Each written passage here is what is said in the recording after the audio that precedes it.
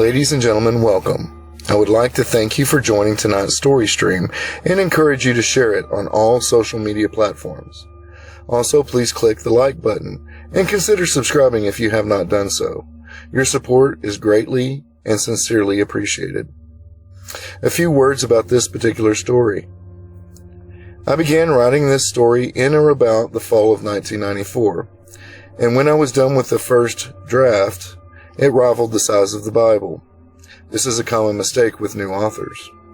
Since this manuscript has been tinkered with, edited, the characters have been changed, played with, switched around, and switched back. It has been abandoned and thought lost, only to be found years later. And it helped renew my love for fantasy, that love that Hollywood has all but crushed. This story stream will encompass the prologue and first 3 chapters of part 1. And I hope to get feedback so it will help me finish editing and launch the first novel in a 3-novel series I intend to go on Indiegogo. Next week will be the next 4 chapters and so on until the first part is done. 3 4-chapter episodes. So please, listen, offer criticisms, but most importantly, enjoy the weekly story stream. That's why we write, after all, to entertain, not to give you a message.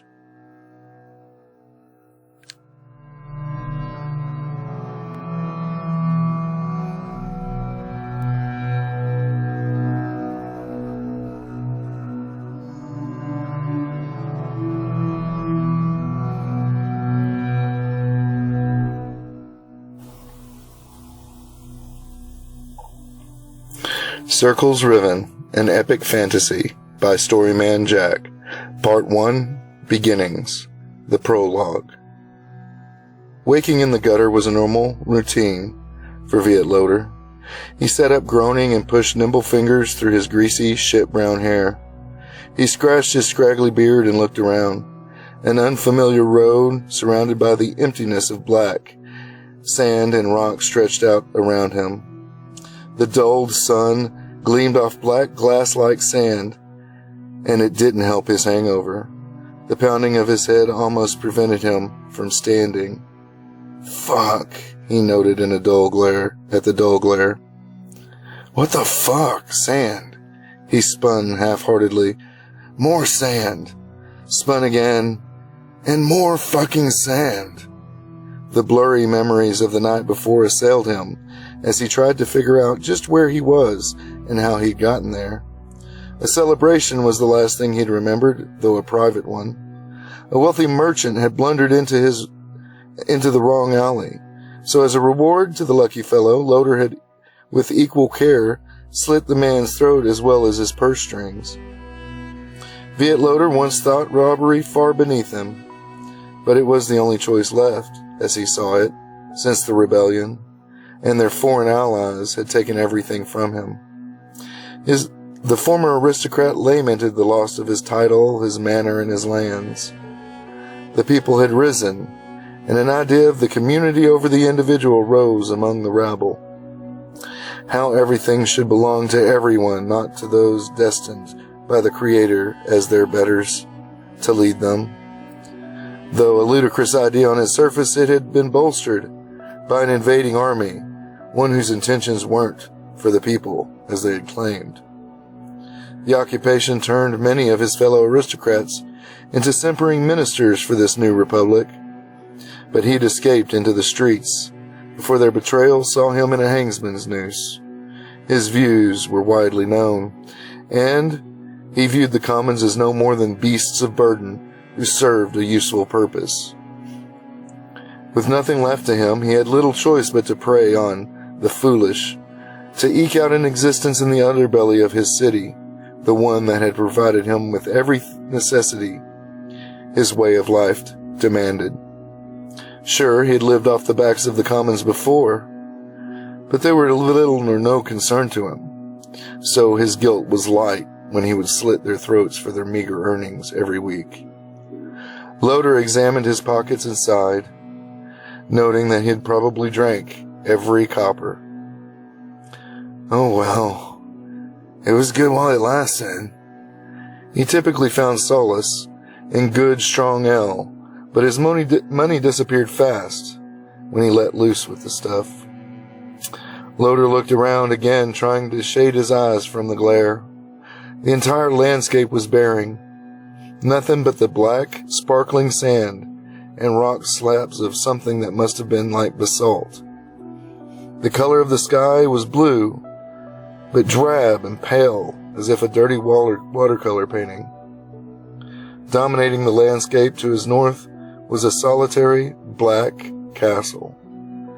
The black of sinister intent, built upon a dark hill of midnight stone. It looked like a place out of the dark tales told to children in order to frighten them out of mischief. Deadly spires that rose into the sky like black needles reaching for the heart of God. Not that Loader believed God had a heart, or even if there was a God.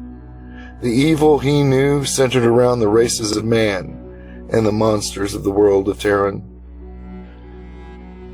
"Where in the hell are we?" Loader asked himself as he looked around at the drab sky. Fear began to rise inside the slender man. He simply did not know what he should do. Not only had he never heard of such a place, but he also knew for a fact he was far from his home. Even at the height of his family's power, he never once left the city. He was to be a cultural aristocrat, and did so with fervent passion, though he had made many enemies, the commons among them. Now he lived in and about, in and behind their shitholes and in their seedy dives, living their pathetic lives, and he alongside them. Loader. He loathed people more than he'd been indifferent to them now. The stink of them made him want to vomit. The very hope they had to live from one moment to the next was baffling to him. He held his hands up and grasped his head in a very real pain. Always lurked that prospect of the pain, guilt, and fear living among them would become too much and he'd end it all. He created something brand new, a being that lived right there inside his head with him. "No, damn you, don't think about killing yourself," he droned off, as the pain of the headache driving him down into the soft sand on the side of the road. And then he let go, let the pain take him away. Sighing deeply, Loader let the alter persona he carried everywhere come forward and take control. The thief was a part of him, yet separate. Another distinct individual, though colder and harder. Loader did not know where the thief really came from, but he knew he wouldn't have survived his trials without the entity. As the alternate persona came forward, any outside observer would note that Viet Loader stood suddenly straighter, suddenly fiercer. A look of cunning reserve replaced the picture of ignorant fear on his face. Now, he was the thief. The thief had no cares, no worries, and no history. The excitement, the sheer exhilaration of his craft drove him. Part of the excitement, the joy he took, was the knowledge that both his and Loader's lives were forfeit if ever he was caught. Not that he cared that much for Loader. The other being born of fright and desperation, rivaled only by the will to live. The thief loathed Loader himself, and yet as Loader died, so would the thief, and so it was upon his shoulders to bear the sickening weight of his guilt, his fear, his abject stank. Though the thief was a creature of twisted city alleys, not meandering gravel roads, he was confident. Perhaps someone had drugged the imbecilic Loader. But then the thief's eyes fell on the castle, the only touch of civilization surrounding the wasteland. It sat there waiting for me, he concluded to himself. The thief didn't know how he knew that to be true, but he did know it. It was a trap. But why? Or rather, the question should have been, why not? Nothing had been challenging since he'd mastered keeping this fool alive by killing silently in the back alleys and waste bins of the streets. Can you beat me? The thief, who'd only ego and no id, wondered in a breathy whisper as he studied the castle. What do you mean? Loder asked from far-off place the coward retreated to when the thief took over. We must make a decision, the thief said. We cannot play the part of the sneak thief here. The castle dominates this land for leagues. Whoever, he glanced back up at the shining black wonder, is up there can see forever and most likely knows why we are here. So? Loder asked. Do not be a fucking idiot, the thief said with contempt. If we try to sneak in there, we'll be marked and hung before the day's out. I, unlike you, Loder, am no fool. You don't have to be insulting. What would you suggest we do then? Loder asked. The thief sighed. He often wondered what Viet Loder had done to survive before the thief had manifested himself out of the need to counter the self-loathing that would kill the pampered man. You will approach the castle openly. Go up and knock. You were supposed to be an aristocrat, so you should be able to deal with whoever's up there. Maybe you might even manage to do it without fucking it all up. Hey, I can't help it if everyone else lied and cut a deal with the occupation, Loder whined. In his mind, that was the only real mistake. He'd jumped when he should have bowed. Oh, quit your sniveling. Just try to get us in, and I'll do the rest, the thief said before retreating back. Well, just great, Loder lamented, and began to walk. The gates were tarnished brass, the polish graying in disrepair, yet open and in good condition despite that when Loder slipped through. He raked the muck from his hair and tried to brush the stinking scraps of refuse from his coat. He'd just gone to sleep, in an alley after all, though he'd heard the faint, sarcastic tone of the thief somewhere in the back of his mind huff, Passed out, you mean? It was hopeless. The occupation rewarded that well those aristocratic bastards who'd sold out to them. Him, Viet Loder, as close to a role model as still breathed, of what was lost, covered in filth. It was a scandal, an outright sin, that he was reduced to such conditions, given his blood. A soldier of the national movement crouched down among the nation's garbage. This was the reward for a heart that remained loyal. Oh well, they'll get what's coming to them, he told himself. Eventually, I'll find a way. They'll all pay every single turncoat. Sandy and desolate, the inner yard was much the same as the land beyond the wall and the gates.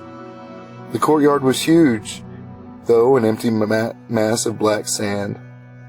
There were no soldiers, no trace of horses, or any animals hinted, and it hinted to Loder that nothing might have been as it seemed about the place from a distance. The courtyard was huge, an empty mass of black sand. There were no soldiers, no trace of horses, no other animals hinted to Loder that this place might have been, not have been as it seemed from a distance. It was as if the place were left to whatever ghosts of the past haunted this desolate wasteland that stretched as far as the eye could see. He'd been raised in castles, and they all seemed to be bursting of inner cities of their own behind their gates, and this one was desolate and cold. Loder looked closer to the disrepair that accompanied abandonment, but found none of the telltale signs. The walls were free of mold and ivy.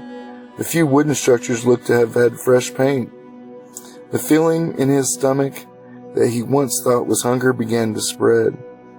And it was not hunger, it was fear. Plain and simple fear.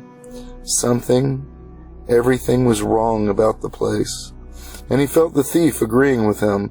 Back there, back in the dark places he dared not look. Or he would remember things he did not wish. Bracing himself, he approached what looked to him like the main entry door. A double-sided black oak door stood imposing before him, stalwart guardians denying entry. Before he had a chance to knock on them, however, the door swung open wide, as if his mere presence were the only thing they'd been waiting for eons to trigger. Once the long grinding sound of the doors opening faded out into the desolate wasteland, Loader noted a man, his 4-foot frame standing in the doorway, with his odd-shaped bald pate turned, emphasizing his sharply pointed ears. "We were beginning to worry about your arrival," he said with a voice that belonged in the mouth of a scribe or simpering attendant. "What do you mean?" Loader asked. The little man didn't answer. He quietly stood back to allow Loader to enter without another word, almost as if he'd been rebuked by Loader's thoughts. The thief knew for sure that this was a trap, an invitation, though he didn't know if it was for Loader or for himself, though it could not be for both. He stepped back, stood his posture up straighter, and placed his hands behind his back, knowing that a cruel hook-bladed dagger sat in his belt there, ready to slit the little monster's throat. The only thing he knew that had ears like that were the elves who had been all but destroyed or forced across the sea. "What do you mean by that?" The small man shrugged his shoulders with a gleaming smile, showing teeth filed to a razor-sharp edge. "You were on the road for a while. We could see you coming. It's quite high up in the tower, I assure you," he said, gesturing to the tower. This made sense, but the suspicious thief only entered after the man stepped out of the way. After walking into the dreary inner ward, entering the keep was like entering the cave, and it took a moment for the Loader's eyes to adjust. The thief, unaware of who would greet them, moved out of the forefront of Loader's mind and let him return. The entryway was of dark granite, with a black marble floor. Great oak double doors, much like the ones he had just entered, stood opposite him. Again, Loader ran his fingers through his greasy hair. The thief had gone, and Loader did not know where he went. "The mistress likes the dark," the little man offered, a note to Loader's discomfort. And why is that?" Loader asked. Again the man smiled, a gruesome smile. "I've always known her to be this way. Yet, once you meet her, you'll understand." Loader swallowed hard. He did not like the situation he found himself in. He wished the thief would take over and get him out of the uncomfortable predicament that he'd boasted himself into. Not that he'd ever admit it to anyone, including himself. But the thief was gone. Loader couldn't even feel him in the back of his mind watching things, and that made him even more frightful.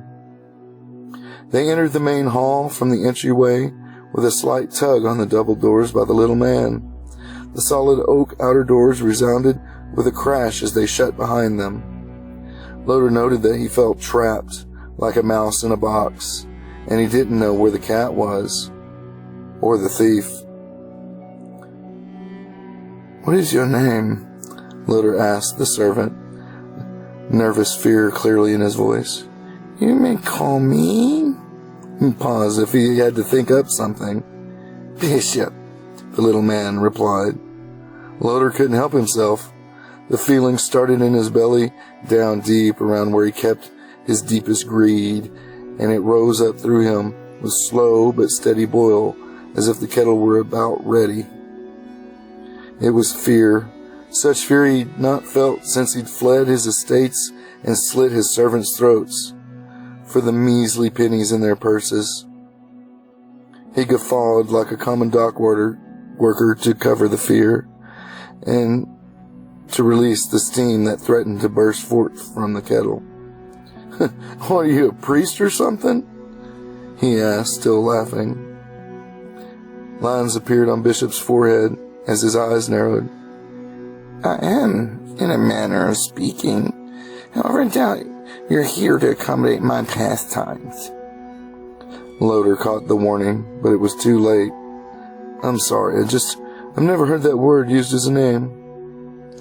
Bishop grunted as if it did not matter, and led Loder through the next set of doors. The same black marble continued into the main hall. Loder's thick and stolen boots clicked on the floor as if he were breaking glass as he walked. The space was immense and dark. Walls seemingly shimmered with the darkened shadows from the ceiling that was so high it was easily out of view. The corkscrew staircase flew up the center of the room like an escaping dove. 2 other doorways stood in walls on either side of him. It struck Loder as how symmetrical the place was. He got his hopes up. To him, symmetry meant predictability, and predictability meant easy. If he could arrange to stay for just a few days, he could steal enough to, at least, make his way back to the city, he was sure. Perhaps if he played a long game, he could wheedle the family out of the very estate and begin to rebuild his family and his wealth. It was not much, but Loder believed it was a workable plan, if a bit juvenile. But he needed time, and there continued to be too many unknowns. It was all he could do not to rub his hands together in greedy delight as he dreamed impossible dreams. Somewhere inside Loder, the thief screamed a warning, but Loder, used to what little control he had, to push it away. He was salivating with the greed and the prospects of paying back the aristocrats that had turned on him. The mistress will receive you shortly, Bishop told him. What about the lord of the house? Loder asked. He was no mere peasant or traitor to be pawned off on some woman who used the excuse to order a grown man about. He is not about, Bishop replied, then scuttled off into one of the doorways that Loder noticed earlier to the side. And one should note that even he bows to the will of our mistress. He smiled again as he went through the door. What are you doing? The thief asked Loder when they were alone. I'm getting ready, he whispered. You are an idiot. There are too many unknowns and too many things that do not add up about this place for this to be some humble country lord's residence.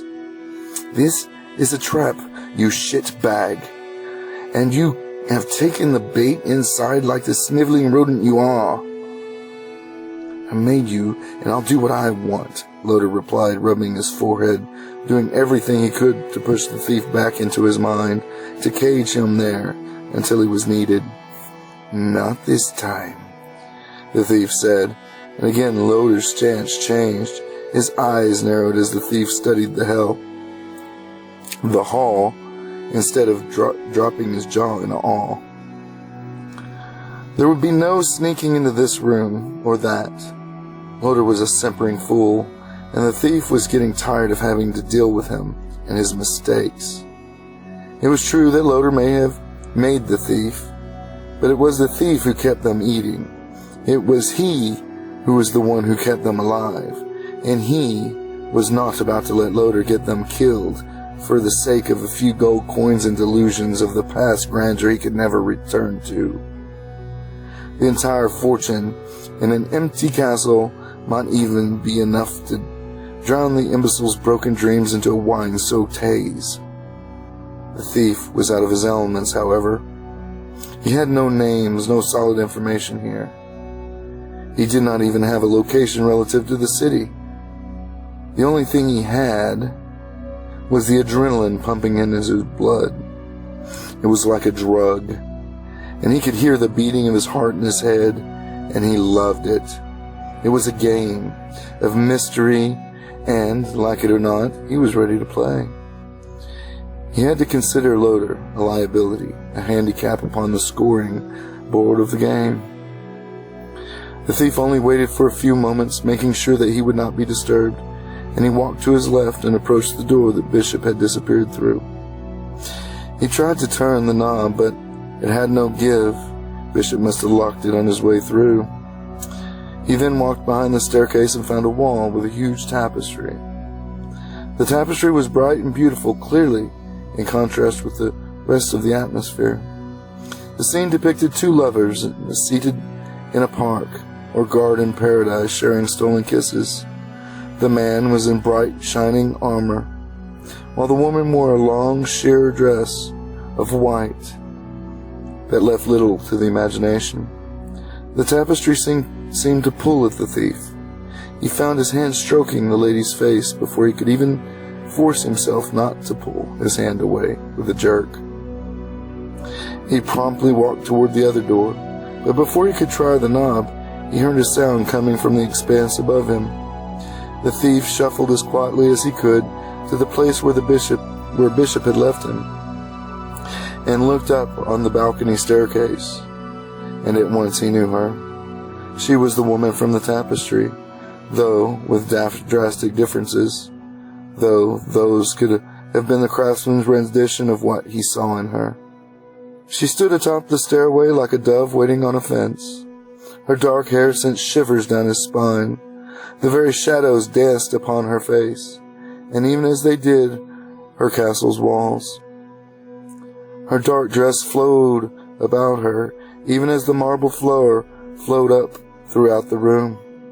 Her pale skin reflected the same color as the columns in the room, diffusing what little light the torches cast. Her presence pulsed out at the thief's awareness, and he felt things he had not normally felt. The images of love, loss, and the need flooded into him. The thief felt tears rolling down his cheeks.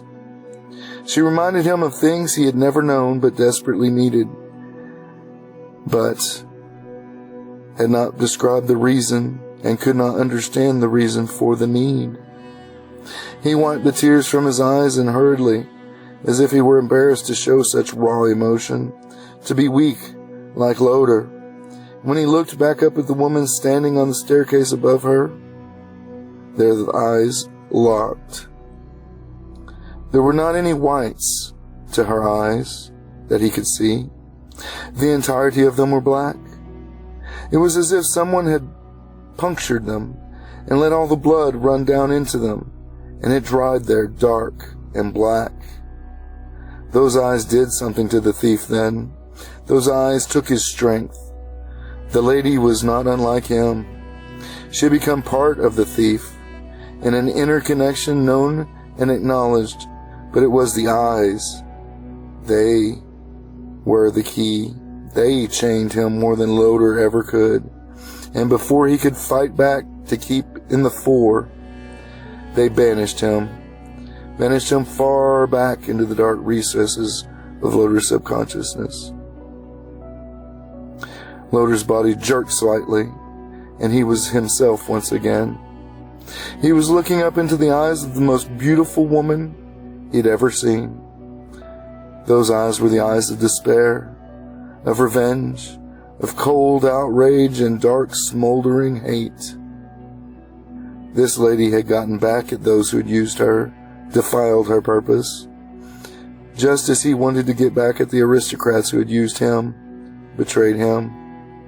Loder all at once felt no fear.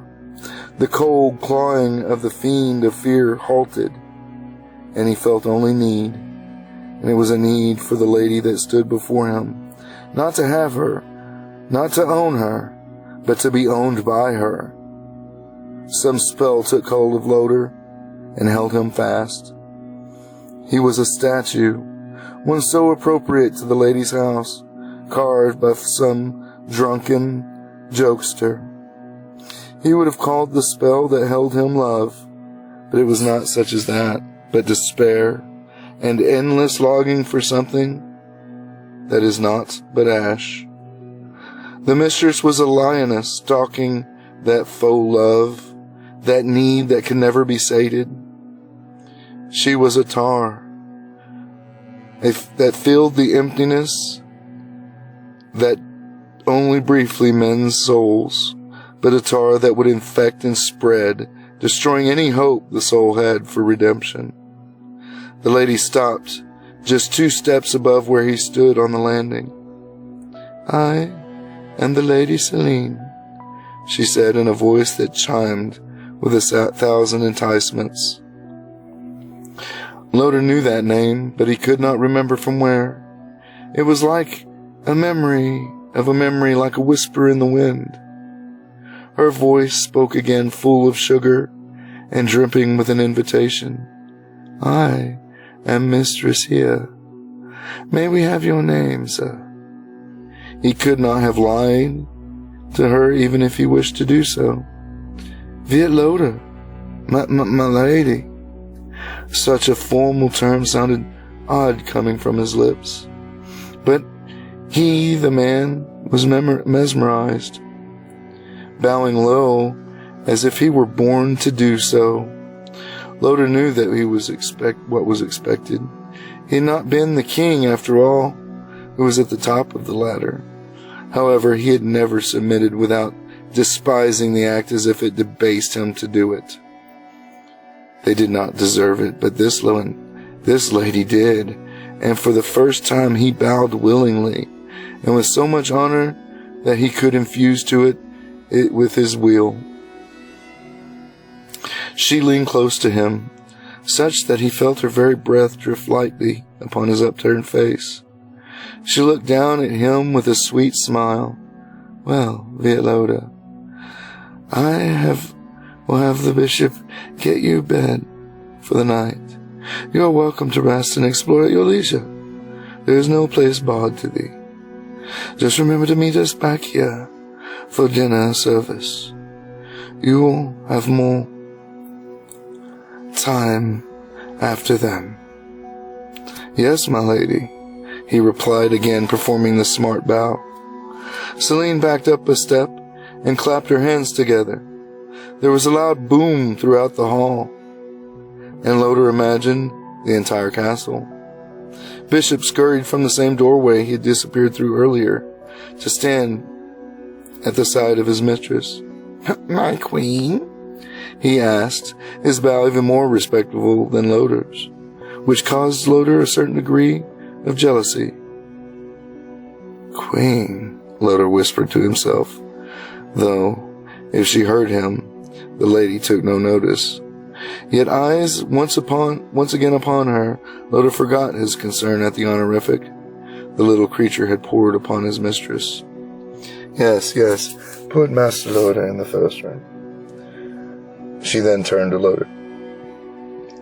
"It will make it easier for you to find after you have a chance to explore this castle. It's quite large. Please feel free to do so. We so delight in others seeing what we've created here. Dinner service is sunset, and not a moment later, please." "I will be there, my lady," Loder replied again with a bow, and he tried to achieve a mastery that would shame this bishop fellow. The Lady Selene ascended the stairs without noticing, and with the prowess of a great hunting cat that was about to play with its food. Her flowing gown enticed Loder in ways he had not contemplated for a very long time. He felt the nervous sweat bead upon his head, and his pulse speed up to double beats. Again he ran his finger through his greasy hair.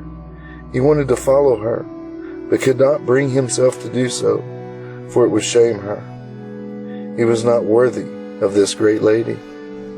The room was just off the first landing of the spiraling staircase. Bishop pushed open the door and stepped inside so Loder could inspect the room. Red walls lined in darker red accents greeted him and made him uneasy. There were no ornaments on the walls, but sconces held low burning torches. Loder had a sudden image flash of blood splattering all over the place, slowly dripping. He reached out to the doorframe to steady himself until the image passed. Are you all right, Master Loder?" Bishop asked, smiling whimsically. "For all you people know, I am a thief and murderer. Why are you treating me so princely?" he asked. "My mistress has reasons, but She and our Lord treat all whom come to accept their home in such a matter. It is common hospitality, is it not? It is their nature, Bishop replied. Loder walked into the room. He caught the fragrance of freshly cut flowers, though he did not see them, but then walked to the large canopy feather bed that dominated the west side of the room, and noted that the mattress was of down and freshly stuffed. He felt the thief wanting in and decided just to let him have control. He did not know what questions to ask, but the thief would. So he sat on the bed and leaned back as if testing the item's comfort, though when he sat up his eyes were narrowed and a grin was on his face. "Can you answer some questions for me, Mr. Bishop?" the thief asked. "As well as I can, sir," Bishop answered as he walked into the room, his manner odd, almost as if he'd expected the questions to come, but not in such a way. "How many people live in this castle?" "3 living souls dwell in the house, Master Loder." Again the little man smiled, with his filed teeth gleaming sharply, hiding something within the words he just said. The thief stood up and scratched his chin as he walked around the bed, pretending to expect it for functionality. Why would a place so grand exist if not for a multitude? How could 3 people care for such a large place, or even afford to keep it up? There were just too many unanswered questions, and the lady was not present to subdue him. "It seems such a large place for only 3, the thief said. Bishop shrugged and smiled again. The thief had a gut feeling that he was going to get another half answer or lie. "We get things done by," he paused and smiled again, "ones who do not dwell here. As to numbers, you must ask my lord. It is his province wholly unto him." The thief eyed the little man coldly.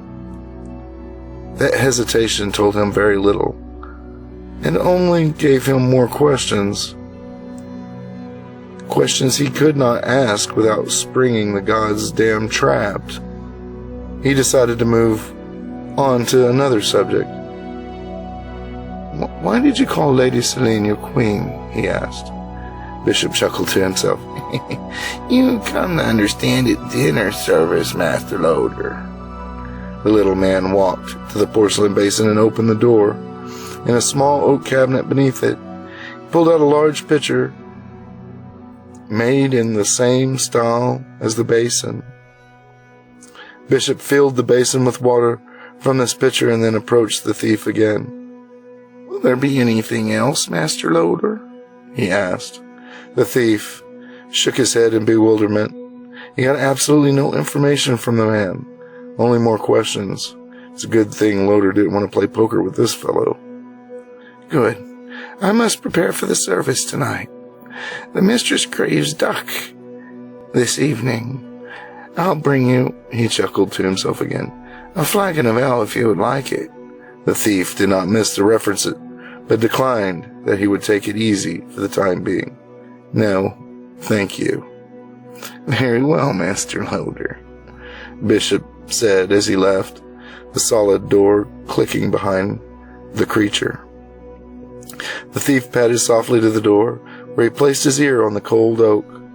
The soft footsteps of Bishop receded down the stairs. The thief backed away from the door and sat on the bed, pondering. "Okay, we have to get out of here," he said. "What do you mean?" "Bishop let something slip. He knows how we got here. He knows that you drink too much." "Don't be paranoid.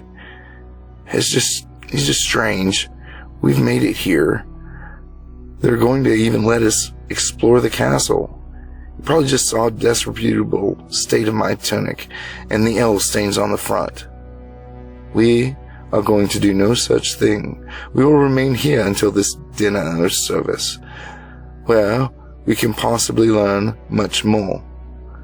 They're up to something. And both this mistress and that bishop fellow have been too vague just about everything we've asked. We just need to find a way out of here. So fuck your overbloated ego, the thief told the man. And just how do you think we'll do that? The only way out that I know of is through that front entry door. That would insult them, and you've never know about aristocrats. They might kill us over such an offense, Loader tried to explain as an excuse. We could find a way, because they might kill us anyway, the thief said as he scratched his chin. Loader ran a hand through his hair. I think we should just go to this dinner and try to find out more. Let's not jump yet, taking the thief's stance for his own without his even knowing it. The thief was growing stronger. He wouldn't let the imbecile get them killed before he could take control. Will you try to get the information, or will you be too wrapped up in her? The thief asked. What do you mean? Loader wanted to know. You know exactly what I mean, you fool. I'll do it, Loader said, heat in his voice. You'd better. In the meantime, we will just sit and wait, the thief told him. We do not need to get into any trouble by trying to explore this place between now and then. Yeah, I can see that, Loader assured him. I'm surprised that you can see anything, the thief told him sarcastically. Oh, shut up, Loader told him. Loader washed in the small basin and dressed in finery that was laid outside his door for such a purpose by the little creature bishop he assumed. And then he descended the stairs at the right time. He knew that he was close to being late, but figured that a few moments would not matter. The lady was waiting for him. She stood as the perfect marble statue without flaw nor blemish, crafted from the hardest and most pleasing of stone, a bone of the very world. Enthralled by her presence, the feelings that took hold of him earlier grabbed him again. He reached the bottom of the stairs where the Lady Celine stood smiling. I see that you do your best to meet with my wishes, and this is good. He was the naughty child a bit late for dinner, said her tone. Someone who can get their instructions correct for a change. A male voice started making Loader jump. Someone who can get their instructions correct for a change. A male voice started making Loader jump. The man was dressed in a black doublet. His raven black hair was short and his skin pale.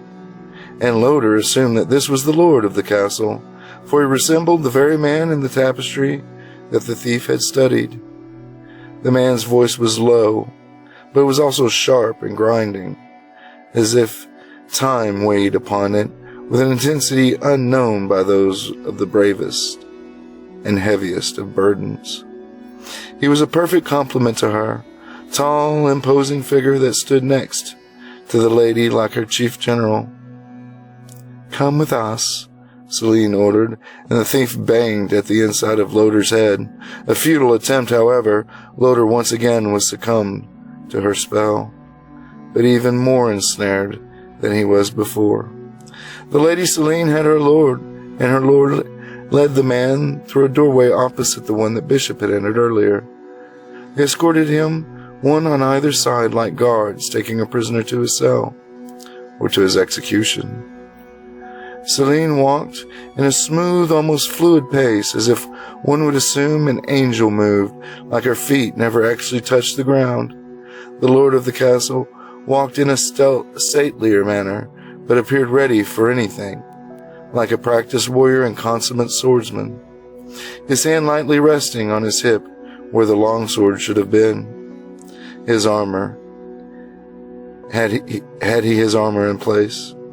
The thief was frantic, pushing, slamming, screaming at Loader's consciousness, but to no avail. He was stuck. He was stuck and hooked like a pike ready for the pan. The lady turned to Loader as she walked. I must admit that I expected you to at least try to explore the little castle. though I suppose you were too intelligent to try such a thing in such a strange place. I didn't feel it would be appropriate, milady. I was a guest here after all. A poor repayment would your hospitality be if I rifled through your home, my lord, my lady, Loder lied. They reached the end of a long corridor where there was a steel door in the face of a dark marble hall. I am getting a little hungry, Loder admitted. Truly, I appreciate my lady's hospitality.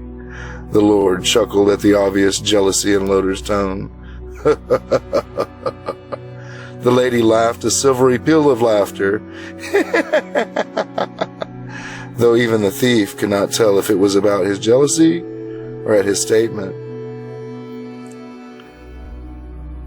I am unsure if you will have the appetite for the meal here tonight, but once you recover, you'll no doubt come to love the, She paused and smiled. Your food. What do you mean? Loder asked, half broken from the trance. Oh, you're not about to eat a meal, my dear man. We're going to,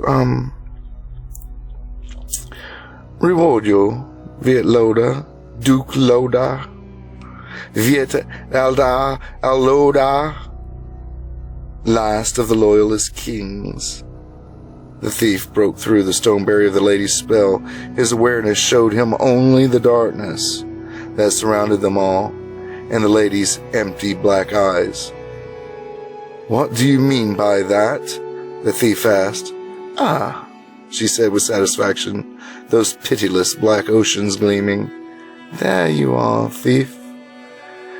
You know, one such as I usually loathe thieves. It just so happens that we need the very talented one indeed. We're going to give you something that you've always craved, thief, and I shall strip away the parts of you that hinder your nature. Then you'll serve me in return, she said as she looked directly into his eyes. The thief backed away, horrified, knowing that there was no escape. Which parts? I will strip away everything that does not shine in the darkness, everything that I cannot use, she said with a whimsical smile in the same husky voice that had enchanted him earlier. His hands groped at the back for his knife but found nothing. The thief tried to flee and knew that the lady was as dangerous, and he did not know how dangerous she could possibly be, more so than his meager talents could prevail over. Loder's body shrank as he took control once again. Viet Loda, she began again. It is quite nice that the very reason for invading your lands was to find one such as him, and to find it in you. It is a delight indeed. I will teach your thief to be a beast that steals people's bodies and devours their souls. He will be my spy, my arrow, my infiltrator, my sleeper, and he will enjoy the pain of it all, and he shall crave it, shall sustain him by it. You, Loda, we fed your meal this very evening, a meal of pain and torment, ripe for your thief to devour. I will burn away your very memory, your appetites of base sloth, your betrayal, your hate, and your silly little ego. I will take this masterpiece you do not deserve for my own. Who are you people? Loder asked, his voice unsteady. The Lord smiled, an evil half-smile, and grabbed Loder by the throat. My name is Moab. I am the servant of my mistress, the Dark Queen Selene. Yes, Loder, we thought we missed a few in the scumbags, loyalists, and that chest of gold. He tossed Loader to the room behind the steel door with very little effort. Loader's stomach was in his chest. Now he knew the name. These two were the Devourers, the Conquerors, the Outriders of Hell, the vanguard of the dark. They had let loose the tide that was behind the occupation, those that followed the way of the social order. This queen and her consort were the very ones who were taking over the world. The rumor said that it was Moab and his dark queen that perverted the nature of men and other races, that they were the forerunners of the Sendavakaran, the taking of Terran by the king of hell, and the enslavement of all mortal races. This dark monster of power had come for the thief. Another evil this queen would make a part of her darkness. The castle waited to help the thief rid himself of Loader, not to kill them, not at all, but to strip away one personality over the other. The queen stepped lightly into the doorway framed by dim torchlight. All that Loader could see of her features were the emptiness in her dark eyes. They were no longer black, but completely devoid of light, so dark that he could not see them in her silhouette. They ate it. He could feel her hate and the stench of blood and pain on her hands. I have come to liberate my little thief. Come out, little thief. Come forth and serve thy mistress. There was power in Selene, the Queen of Dark's voice. But she was not casting a spell or any magic of any kind. Just dominating. Just forced her will into the respect it deserved. Shoved violently back into the darkness, Loader fell away, and the thief stood there in his place. Your no name is Loathe. You will be the thing of pain, and you will live eternally to do my bidding. My sapper, my sleeper, my assassin. You will serve Moab as you serve me. You will serve, and you will serve my master, the king of hell. The sheer force of her mind, of the darkness, caused him to black out. It was her will, and he could not deny the Queen of Darkness anything, even if it was his life. It took some time for the thing called Loader to come back to himself.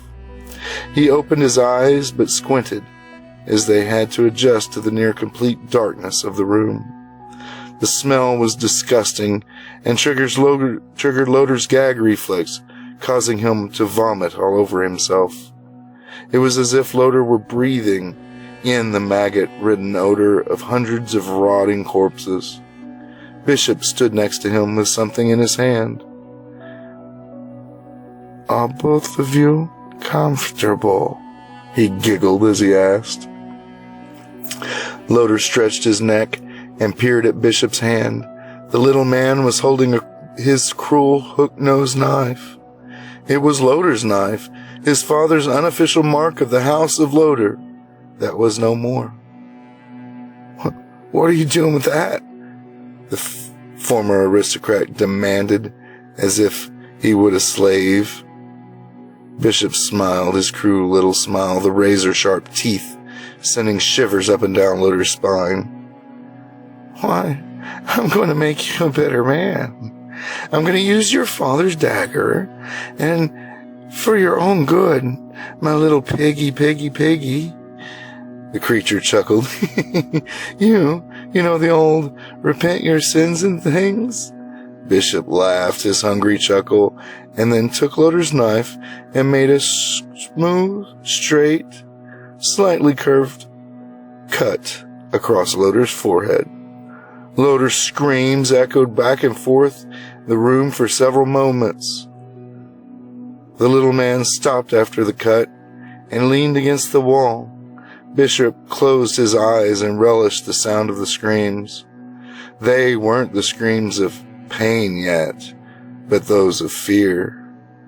And he had been dying for thirst for a very, very long time. And that thirst was sated suddenly by the fear in Loder's very existence. When those screams ended, Bishop pushed himself back toward his work, and then bent low and reached beneath the table, pulling out a pair of small metal pliers. Now, this is gonna hurt. And I'm certainly gonna enjoy that, the little man chuckled. I certainly will. Savor it, Bishop finished as he went for the cut with the pliers, peeling the man's skin from his face so that only the ropey red inner musculature could be seen. The mass of flesh that had been Viet Loder worked his fleshless jaw and screamed. And as the screams faded into the darkness of the castle, new wails came from the gloom. These were the cries of an unholy birth, the birth of Loth, the thief, and he was born to commit his mistress' will upon existence, and take what was never meant to be given. Here ends the prologue, but please stay tuned to the first chapter of Circles Riven after this brief break. Thank you.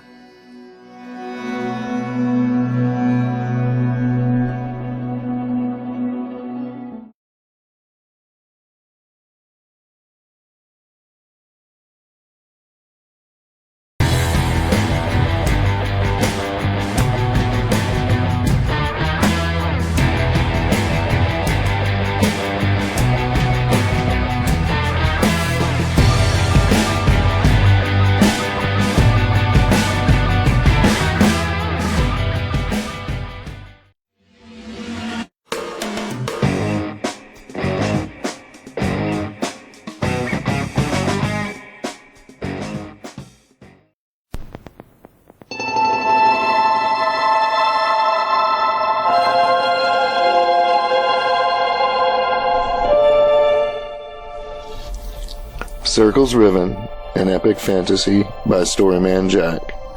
Part 1, Beginnings, Chapter 1. His hand swept up and the old man muttered under his breath. Magic, which should have burst forth from the Magus the moment he thought the familiar incantation, oozed from the tips of his crooked fingers as he spread the fine powder over the knot of rotting garbage in the water. The refuse disintegrated in a torrent of white flame, dusting the waves with frozen ash, causing the surrounding fog to roil into the void. The bent old mage wiped beads of sweat from his balding head, the amber light of his glowing eyes cutting through the fog, searching for one last mass of debris to finish up for the night. Incinerating the garbage where it lay was far easier than collecting it all and disposing of it elsewhere, but casting such a spell over and over would drain the healthiest and highest circled mage. Logan had suffered more cycles than he would ever care to admit, and retaining the strength to row back to his moorings after a night's hard work had grown into a formidable strain. He surveyed the smooth surface of the rip, spreading out to the purpling horizon of the false dawn. The current carried his thoughts to the open sea. Logan dreamed of diving into the crushing dark with light-blinded whales, or joining the frenzied melee of blood-crazed sharks in the crimson reef shallows, cutting sea spray rainbows with the dolphins, or slithering through schools of jellyfish. He would eventually wash up on the shore of some distant wild continent across the sea, someplace new, and for him, at least, forbidden. Logan turned away from his daydream at the sudden quiet. The din of dock water and creaking mooring lines had succumbed to the echoless fog.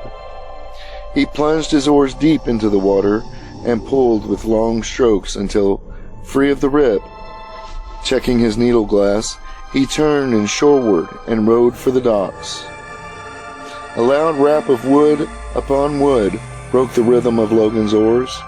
He looked over the side of the skiff to see what he had hit, He reached into the cold water to rescue a small rectangle of leather-bound wood. A book, a rare item indeed. Flipping through the waterlogged pages, Logan found that the script remained crisp and unspoiled.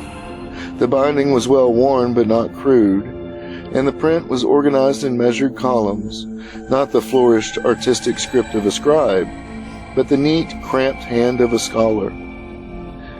And I traveled the darkness with only the light inside me to guide my path, Logan read aloud. It was foolishness, of course. He would have once thought altogether foolishness, but then... This was no crude journal, but the prayer book of a pilgrim, bound and treated to weather the abuse of travel. An expensive and rare item, to be sure. The idea of all-powerful beings watching from the heavens, controlling and manipulating the worlds below them, never set well with Logan. He considered priests little more than charlatans peddling their magic for power over the will of others. Not that all, or even most mages cared for the greater welfare of man, only that all mages were unapologetic about their magic and their thirst for power. Unfortunately, he knew, there were beings that did watch over the mortal races of terrain, for it was two such that had set him upon his impossible task. Found the girl. Keep her safe. Give up all your power and wealth and hide her among the commons. Too tired to focus on more than one thing at a time, the wizard did not hear the slide of brined flesh on the side of his boat, nor detect the salted, coppery scent of blood on the fog. He read on in the pilgrim's book until parchment-white hand with blue-veined fingers shot from the water, clutching his arm and pulling his gaze to a mask of pale flesh and murky white eyes.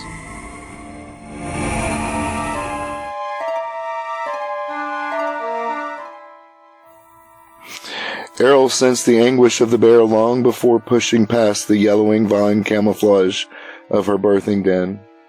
He was elven, one deeply connected to nature and its cycles. He, more than any other creature, understood and accepted that life brought pain, but an alien compulsion had driven him to Anani's cave. Anani Duatha, Errol whispered, his voice unfamiliar to his own ears from the lack of hearing it. He breathed the damp heat of the cave, sensing two freshly birthed cubs, Anani's first, and stepped just inside the darkness within.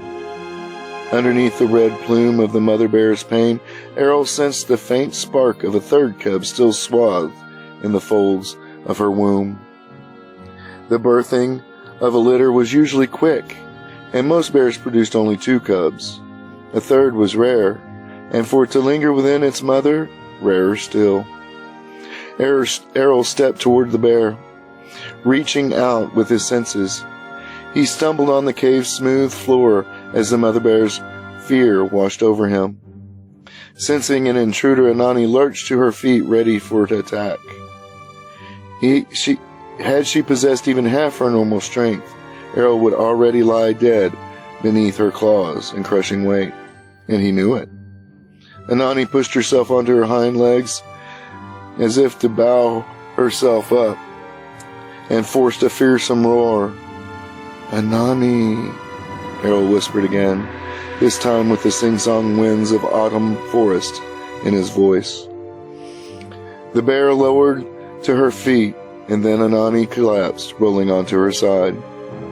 Errol slid the back of his hand under the bear's nose. Anani snapped at the elf's wrist without thinking, and she would have wrenched his hand from his arm, but her strength failed and her jaw fell away. He ignored the gash on his wrist and placed his hand at the nose of the anguished bear once again, stroking smooth the chestnut fur of her brow with the other. Anani, with a grunted sigh, licked Errol's wound. Errol raised the bear's head and slid his legs underneath to cradle it. He had named the bear Broken Claw in the mother's tongue, after rescuing her from the poacher's trap as a cub.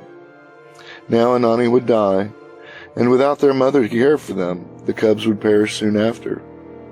Errol decided to stay until the end.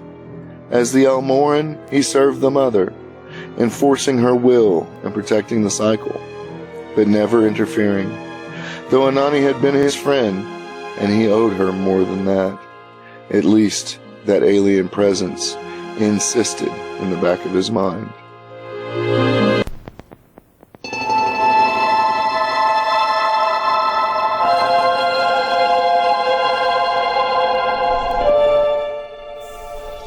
Logan leaned on the edge of this boat, spitting sweat from his upper lip. Pulling the man from the water had taken much of his strength. He lifted the simple pilgrim's tunic and plain shirt to inspect several black holes in his torso, all seeping a slow crimson. Thank you, the pilgrim started. Be still, Logan commanded, wiping bile from the man's chin. Good. Logan pressed a firm finger to the pilgrim's lips. The man struggled against the finger as if to defy the mage's comfort, but the effort proved too great, and he lost consciousness. Better have found him dead, the old mage thought. Logan returned to his oars and focused on the long row back to the piers. Hard enough with his depleted strength, but the extra weight he had taken on would strain his muscles to their limits. The girl, the pilgrim shouted. Save your strength, Logan scolded. She's a mage. Logan stopped rowing and knelt by the man's side, lowering his head to the man's lip. Which mage? He demanded. The pilgrim sighed, frothing more water to the edge of his lips. Magi are not brethren, nor are many of them even friends. Most regard one another with cautiousness and skepticism. But there's an unbroken code that binds all those who use magic. They protect knowledge. Every practitioner stands as a vessel filled with the secrets of manipulating the energies of the universe. Rare it was for a mage to die without another one present, whether as the receiver of knowledge or the usurper of it. Logan hooked a finger into the man's mouth, removing thick clots of briny mucus. The pilgrim's eyes wandered in slow circles, unable to focus, until, finally, they settled on Logan. Her name's The man gurgled up a thick mixture of blood and chunks of what Logan only could suspect to be the man's lung. Chloe, he asked, shaking the man with hard jerks to keep him in the living world. The pilgrim nodded and then closed his eyes one final time. Logan released him, allowing the man to breathe his last in peace. The old mage once again returned to his oars, but he steered the bow away from the piers and out into the open ocean. Reaching the crest of the tide, he heaved the unfortunate pilgrim back into the water. Logan spread the full remainder of his components over the unfortunate's body and shouted the mage fire incantation one last time, not out of a need for strength, but in anger and in fear. The magic leapt from him in violent white ropes of flame and lightning, devouring the corpse of the pious traveler until not even ash remained. To Logan's knowledge, only one mage that he knew of bore the name Chloe, and it was his apprentice, not much of a mage, more of an alchemist, but she was his charge, the one given to him by the powers.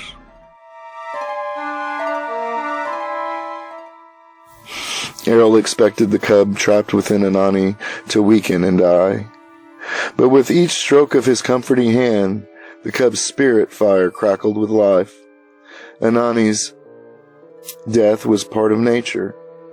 He was the Almoran, one bonded to the forest and nature, not unlike the elves of old.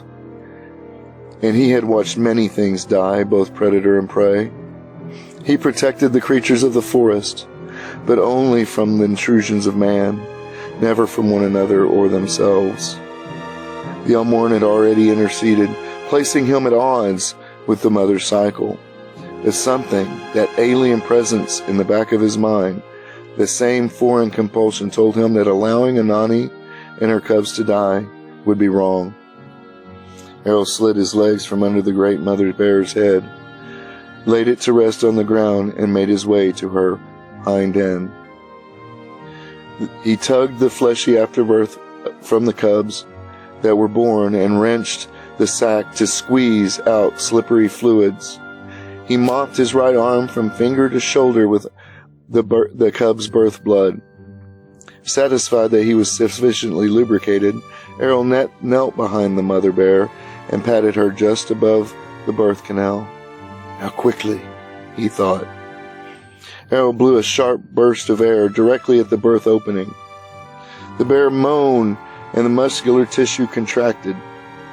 He waited for the moment of release and then plunged his arm into the womb of the bear. Anani roared in agony. Errol's touch confirmed what he had sensed. The last cub had not yet turned. He stretched his fingers, groping for the cub's hind legs.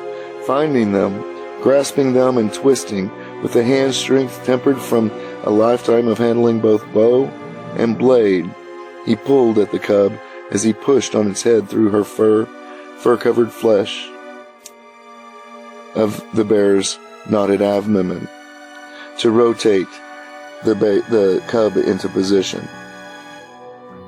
He had just begun to pull the cub through the birth canal when Anani began to contract. Errol screamed through the crushing pain that began to grip his arm after he pushed the cub back into the womb of its mother. Anani held the elf there for a long, excruciating moment, and Errol deepened his breathing and curled his legs to place his feet above the mother's haunches. The inevitable instant Errol felt the bear relax, he pulled, extending his legs to free the last of Anani's litter. The Almoran newborn cub both crashed to the floor. He tore the birth sac from the cub's body even before he began to stand, and squeezed its chest to clear the fluids from its lungs and make way for its first breath of autumn air upon the world above.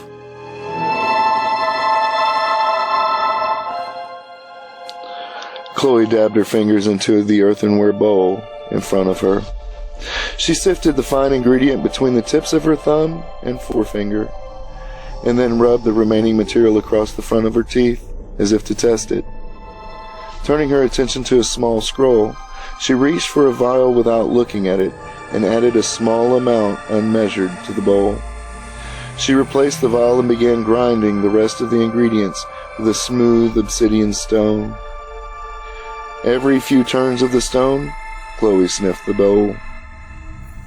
Aged books, dusty scrolls, and fathoms of bottles, jars, and other containers containing rare powders, strange oils, and secretive mixtures littered the room and stairways of Logan's small tower. To him, the odors of his home coalesced into a comfortably stale and acrid perfume, nothing truly distinct.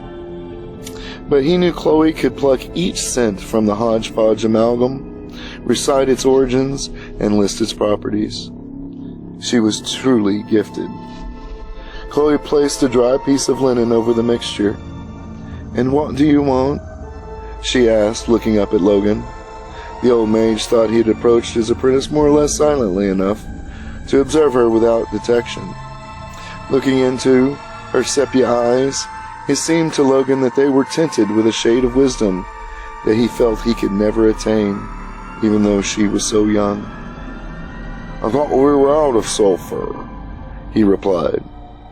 Chloe rolled up the scroll she was reading and sniffed at the bowl again. "We are," she said. "It is better if the first stage sits for a time. I shall purchase more later. Do you need any components for yourself while I'm out?" Logan maneuvered around a large stack of manuscripts, dictionaries, and indices of spell components. He noticed a book titled Nathaniel's Bardic Poetry and Bar Songs stuffed between the layers of some parchment, and retrieved it. He'd hardly fault his apprentice for her material sloppiness. He was, in fact, the one who had instilled that particular trait into her. Sage, he said, opening the book. Is that all?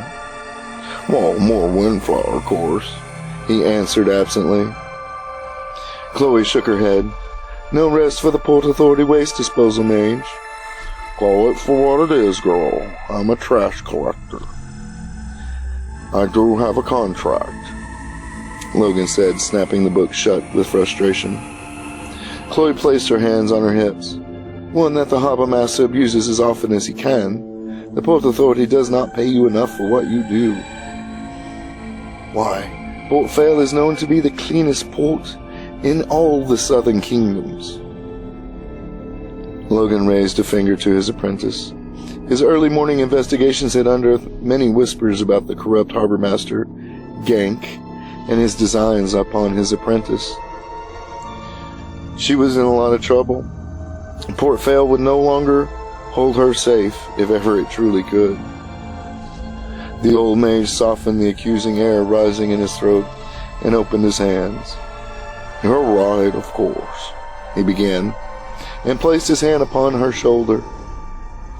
It was no use explaining the truth to the girl. She'd never accept it. Senility has taken its toll these past few years, but I intend to correct that within the hour. Chloe looked at him, raising an eyebrow. I have arranged a meeting with the harbor master this very morning, he said, stroking his long white beard, to renegotiate that contract. And where will the meeting take place? Chloe asked, her expression suspicious. Why, here, girl. I have no desire to meet him on his own terms. Do I look like I want an arrow in the back? Well, I shall leave you to it then, and go now. I have no desire to share the same space with that gruesome creature. Logan raised a questioning eyebrow. He gives me the willies, Shadow Desai. Logan had long since suppressed the urge to flinch at Chloe's name for him. Shadow Desai, translated as honored teacher, was a term reserved for mages of the highest circles. Logan took it now for the endearment that it was, a word used in the place of the one Chloe's heart could not bring her head to voice. Little did she know, he had deserved that very title, for he was the highest, and the leader of the highest circles of the Magi, the fifth and the sixth. He gives me the same feeling, child, Logan said with a widening smile and a wink. Do you have enough coin for the supplies? She narrowed her eyes. I'll not turn down coin, but I sold a box of fire sticks just this morning. Logan produced a pouch from the folds of his robes. What we make from the sale of your alchemical inventions is your own. Windflower is expensive, and you're saving for something, if I recall, yes? A tower of your own? Chloe shied away from Logan's gaze, took the pouch without looking at it, and tucked it into a pocket deep within her robes. Do not disturb that mixture, or it will not reach full potency, and could in fact blow up in your face. I'd hate to see those whiskers fried. I do not meddle in such loathsome things as alchemy, Logan replied, feigning snobbish offense. Chloe spun to leave, and at the door she turned to face her mentor. Was there something else? She stood there, waiting. Logan reopened the book in his hands and began reading. He responded to her look with a soft grunt. She descended the stairs that led out of the tower with a bounce in her step. Logan knew that she would never forgive him for what he was about to do, but he hoped that in time she would come to understand his reasons.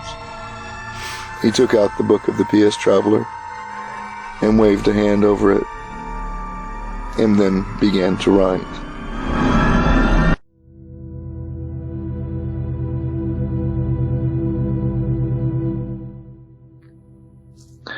Belladonna stoked the low-burning fire to drive the morning damp from her mother's home. Satisfied with the growing flame, she settled into her mother's rocking chair.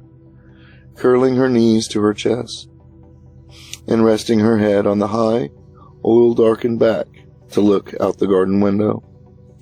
Belladonna's mother, Talon, had possessed one of the closest bonds with nature that the elven world even remembered, and her touch was enough to quicken the health of almost any living thing. The garden of Belladonna's youth exploded with lush, yellow-petaled radiance, bubbled over with bluegrass waterfalls, and swayed majestically with immense vermilion crowns of fire maple trees. Now, the weak morning light crept over a blackened, spider-vined, overtaken, crumbling garden and the world cast thin shadows through leafless boughs onto a thistle-choked ground. Beyond the garden lay a broken corpses of crops harvested now only by wildlings and vermin. "Are you cold, my heart?" Belladonna turned quickly at the sound of her mother's voice, much aged and older than she had remembered. "Yes, mother," she lied, standing and motioning for her mother to rest. Talon struggled to her rocker. "Is that you, Bella? My heart?"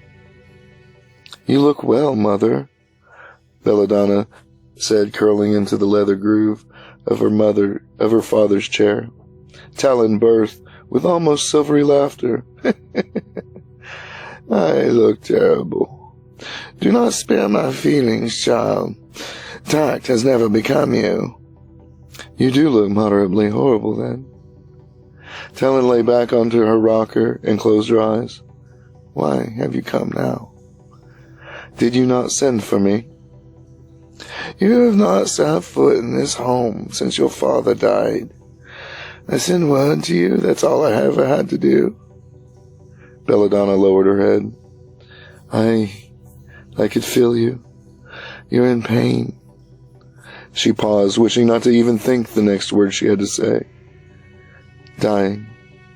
Talon laughed again, and her pale cheeks bloomed for a moment with delight.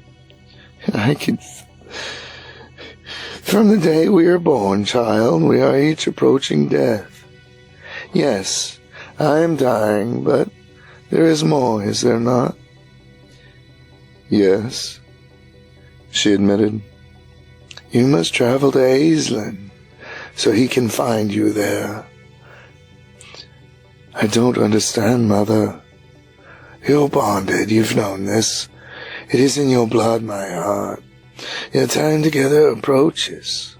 He has waited long to wake from the dream."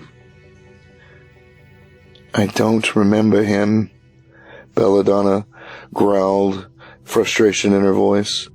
Talon coughed, a rasp of waterless breath like the rustle of autumn leaves in a harsh wind. You shall," she said. "There is so much." Her frail body erupting with breath only in tremors. Belladonna lifted her mother and carried her to bed, Talon bringing the quiet cough under control. Her frame was too thin and her body too light. The tight fabric of her skin stretched over glass bone-like frame. Sunken and worn as if the vibrant and full woman Belladonna knew had collapsed in upon herself. Talon's coughing subsided and her breathing eased as her daughter tucked her under the layers of thick quilts. "Better?" Bella asked. "Promise me you will go to Aisling, child." Belladonna knew how and when to pick battles with her mother, and this was one she would never win. "I promise." "Then play for me," relief etched on her weary face. Belladonna hesitated for only moments before retrieving her lyre, just long enough to meet Talon's gaze. In the eyes of her mother, she was an unending chasm of longing and need. The look of a child gives a parent over the corpse of a fallen pet, the look of true despair. Jackson, Belladonna's father, felled his most prized cherry tree and carved a lyre from its heartwood after hearing his toddling daughter sing in the sunshine of that very garden her mother tended. He then inlaid the outer edge with a silver chain, an early gift of love from his wife. Belladonna had spent endless hours sitting in her mother's lap, her mother's hand over hers, learning the strings and singing the ancient songs. But when she held the lyre, it was her father's love she felt, not her mother's. Her mother loved only one being, and he had died. Which song would you like, Mother?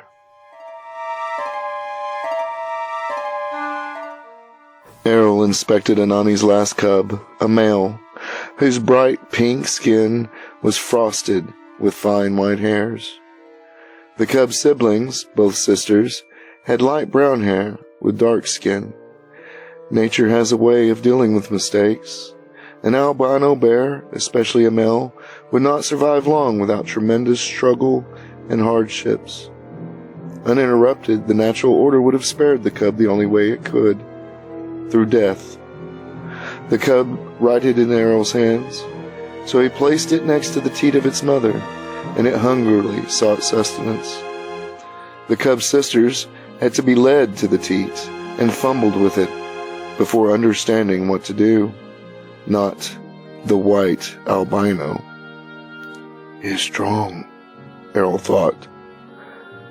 He sensed this cub would not only live but prosper despite, or maybe, in fact, because of his deformity. You are Golgothan, he said, naming the cub. You are strong, Winter.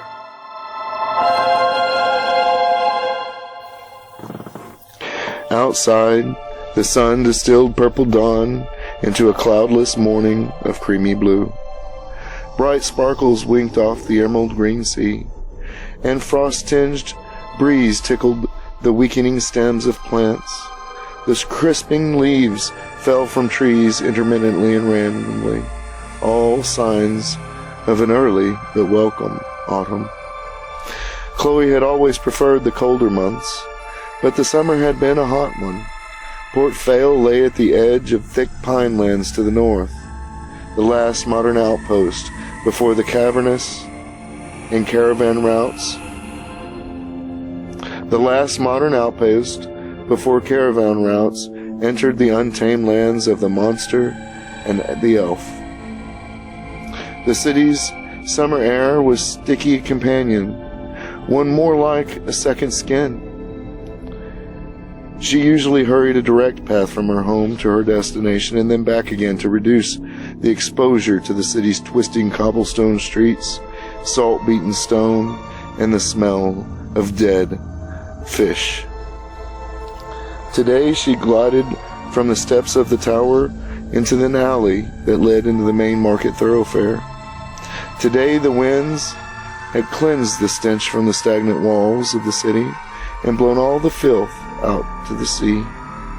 Today Logan had begun to stand up for himself, a change that Chloe credited to her own influence, as any child would. Closer to the sea, the wind caught the colored awnings and banners of the marketplace, turning the awakening market into a field of snapping flags. The craftsmen had just begun opening their shops, the herdsmen tending the pens of their bustling flocks, and the summer-end farmers lined crates and barrels with ripening fruits and mouth-watering vegetables, a wondrous bounty for the harvestmen to haggle and barter over.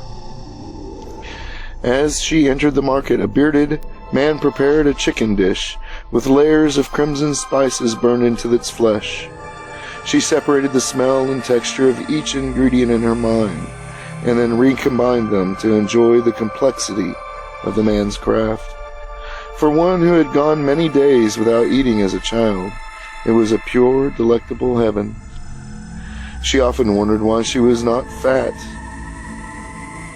She loved food that much. Chloe then passed a thick-walled tent of heavy canvas, which boasted sturdy leather tack, smooth skin water bags, and stiff green hemp rope, the piles of hand-woven blankets and tarps, the antiseptic smell of the curing oils and various rubs used to prove the goods from the abuses of long travel impressed their quality upon Chloe's practiced nose. A wide-barreled roofed wagon laden with casks, wine skids, and beaded network of hooks and brightly painted metal medallions sat near the center of the marketplace square. Oblong crates and haphazard containers of all sizes and shapes hung from the wagon in perilous, gravity-defying clumps.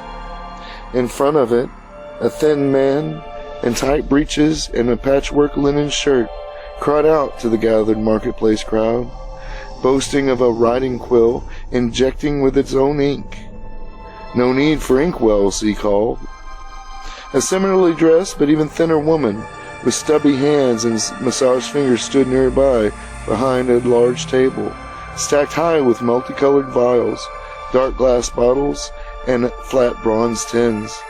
She entasked the passerbys with fantastic testimonials of her cure-all potions and salves, promising everything from the healing of a common cold to the mending of a broken heart. Chloe was not swayed by such flamboyancy, but a quick whiff at the heavy scents emanating from the table made her think twice about some of the woman's claims. In alchemy, just as much wisdom is gleaned from the apron strings of the gypsy as from the text of the scholar. A young woman, perhaps little younger than Chloe herself, pranced among the fringes of the crowd near the wagon, brandishing a collection of copper knives. She was thinner still than either of her parents and wore much, much less clothing.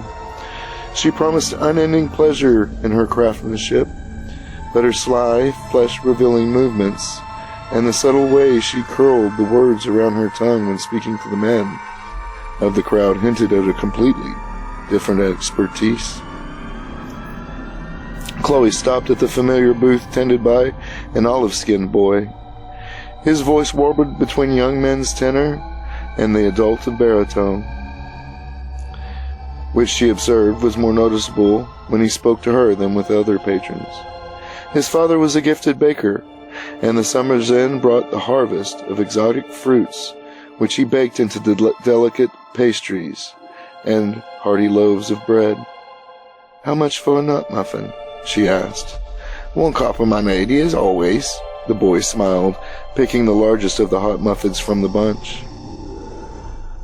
She allowed the slightest calculated blush at the attention the boy offered and absently opened the pouch Logan had given her. Looking inside, she nearly dropped the thing. She had expected coin, perhaps even high coin, considering the cost of windflower. But the small pouch was filled with eyes of light, the rarest and most precious stones there were, each worth a kingdom's fortune. "Your muffin, my lady." Chloe closed the pouch and buried it deep in her robes, covering her astonishment with a puzzled look to the baker's son. "Tomorrow, then," he suggested, with a broad smile and shrug as he foisted his muffin into her hands. Thank you," she said. "Wrong pouch, I guess." Here ends Chapter 1. Chapter 2 will begin after a brief word. Please check out the channel whose advertisement comes next. And please remember to comment if there are things that didn't make sense or other issues you have questions about.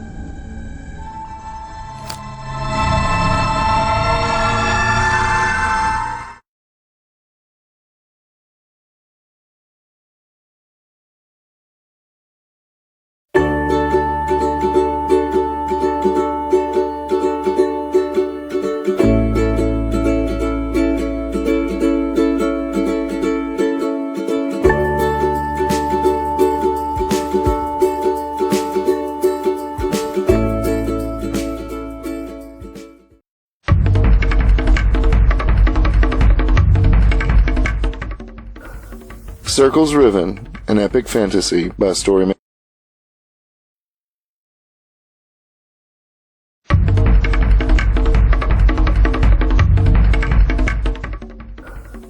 Circles Riven, an epic fantasy by StoryMan-Jack. Part 1, Beginnings, Chapter 2. J-Talk stared into the face of the ancient Yeti, ancient enemies of the nomadic tribes of the far north, the head long ago severed and mounted above the entrance of the main room of the feast hall. Standing a full head above most of his fellow tribesmen, he met the beast's petrified gaze eye to eye. Layers of reindeer skins, vast racks of razor-edged antlers, and hundreds of honey-gold horns taken from the heads of tundra buffalo adorned every inch of the cramped mud and straw antechamber. The villages of the northern barbarian tribes were made to be both portable and resilient.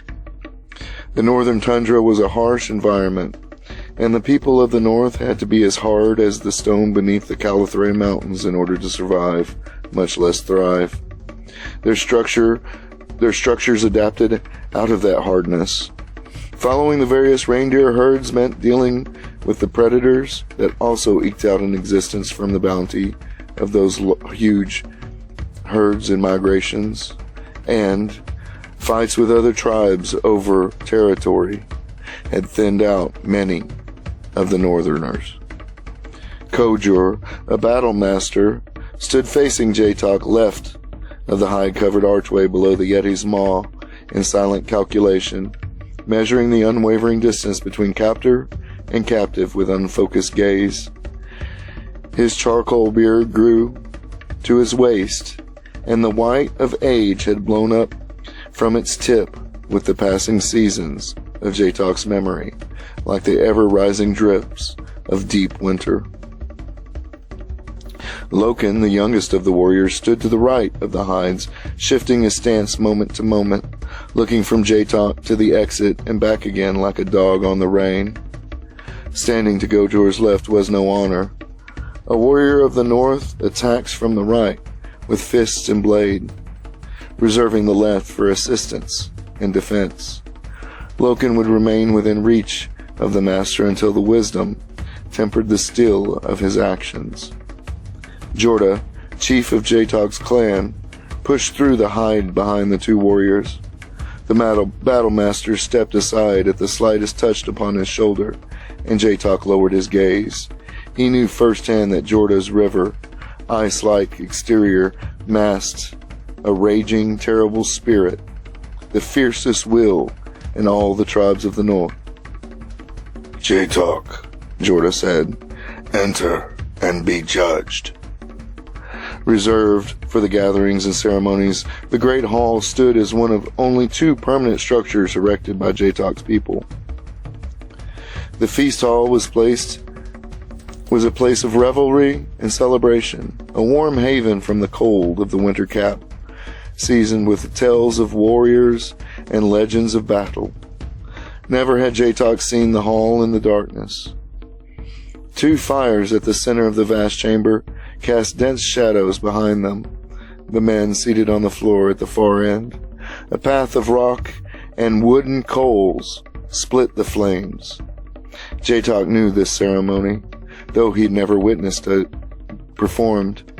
The one to be judged must pass between the flames to burn away any deceit they might carry. His father had taught him that life lived in the truth.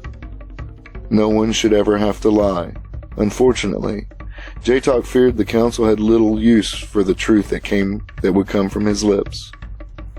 Jorda took a stance between the men of the council and the flames, and J-Talk passed through the twin fires alone but for Kojor and Loken. Kojor and Loken returning to their position behind him once he'd cleared the coals. J-Talk Bojin Khalil, speak before judgment, a man at Jorda's side commanded. Bojin Khalil, son of the mother, Khalil, was J-Talk's title of boyhood. Even facing judgment for the crime of a man, he was still a child in the eyes of the tribes. He looked to his hands, monstrous and calloused. Jorda grunted. Snapping his head to meet the eyes of the council, J-Talk began speaking. Venerable elders, I have split the flame to stand before you in truth. He paused, forcing emotion away. I killed Yuka Bojin Sula. Yuka Dokchi Drags, Jorda corrected. Death in battle makes a man son of father. After a long pause, Yuka Tokchi Drags, J-Talk continued, was my truest friend and clan brother. He speaks like South. He dishonors clan, the elder, farthest from the fire, interrupted, rising to his feet. J-Talk speaks now, Jorda said, staring the elder back to his seat. Yuka is dead. Our law requires that I be punished, but my shoulders are not the only ones to bear blame in this. Our ways must change. Always you speak of change, another elder replied, rising to his feet. No respect of the clan's ways. J-Talk knew this elder would not back down from Jorda's gaze. This elder came and made no secret of his opinions. This is about respect, Elder Kamen. This is about honor. We honor the clan's ways. Bud knows what's right. The elders erupted into grunts and shouts of agreement. Jorda turned on the council, taking a battle stance. You scared of him? What he is? What the prophecies say? What he becomes? Kamen retorted. This Bojin becomes nothing if he honors not the old ways. Jorda pointed to the gigantic snowcat skin covering the wall behind the elders. This Bojin did that at 9 winters of life. Brought it down with his bare hands. His spirit is stronger still. Sharp white. Even after 11 winters of exposure to the harsh smoke of the revelry fires, the snowcat skin spanned a significant length of the back wall. Alive on its haunches, the beast would have stood the height of 2 grown warriors. Kamen eyed the skin for a long moment. The crackle of the twin fires muttered the echo of his suspiciousness nature. He snapped his head to look at J-Talk, examining every inch of his tremendous frame. The whole 7.5 feet of the tall boy, looking for some flaw or hidden truth. J-Talk lowered his head to avoid the elder's stare.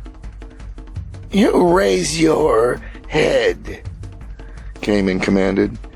Speak as the warrior you are destined to become. J-Talk jerked his head up as if he were slapped. His tribesmen did not ever speak of the future. As a matter of tradition, for an elder especially, Kamen to speak the words will become was more than just surprising. It was simply not done. The time of change has come, J-Talk began. Another elder stood to interrupt, but Jorda raised his fist. I say he speaks now. You listen or he goes free with none of your judgment. My word as chief.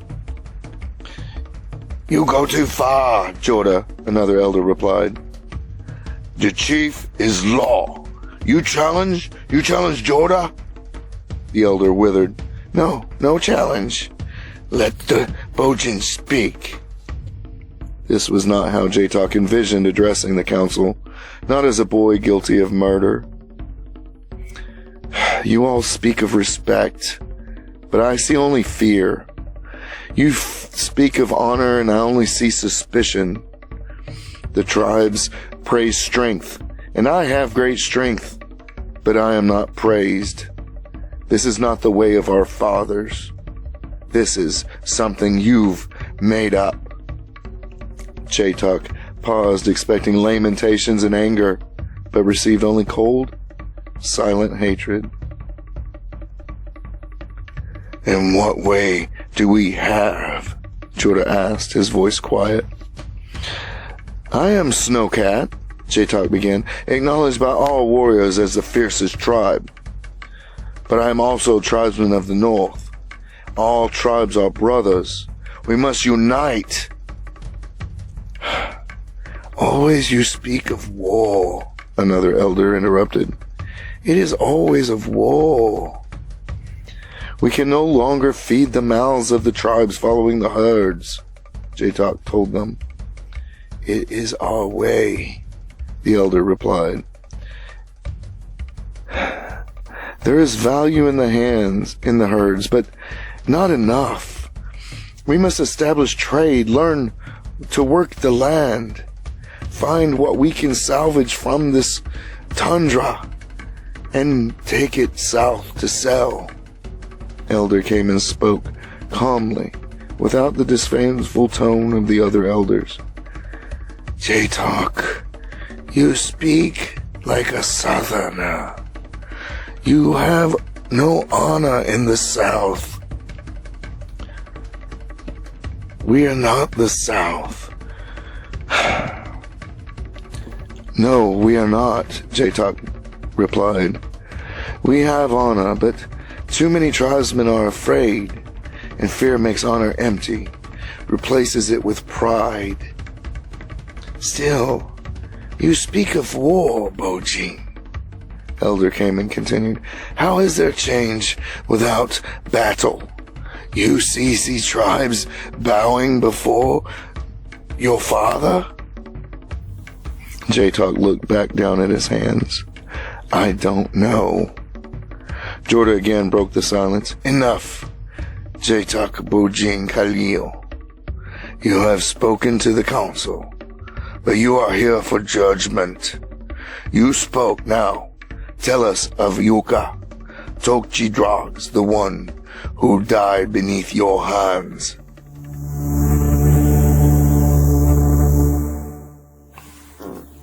Jehedin ran through the halls of the monastery, dodging the faint shadows of the stars cast through the ancient stained glass windows. His loose sandals slapped the ground loudly, the sound increasing his own anxiety. Jehedin hated to be late. Father Abbot, the hand of the one God, the God of Jehedin's monastic order, called for the choosing. The choosing, a once-in-a-lifetime event, meant that God would choose his next voices, the new, Father Abbot, to replace the old. Many monks had returned to the monastery from the outlying missions. Some had made extraordinary pilgrimages across great distances, and some, no doubt, had been lost along the way. Jehedin stopped short of the ceremony hall, caught his breath, and rubbed the sweat from his ebony head. He pulled his hood low to enter as one of his orders should. Dim torches hung from large ornate columns that reached upward into the open air. The ceremony chamber was designed specifically for the choosing, though all other major ceremonies were held there as well. Unlike much of the monastery, the walls of the ceremony chamber held no stained glass windows and were roofed only by the open sky. Starlight shimmered off the polished marble floor, casting reflections onto the walls like the water from a clear pool. Father Abbot led the masters up the main dais to begin the ceremony and choose his place at the pulpit.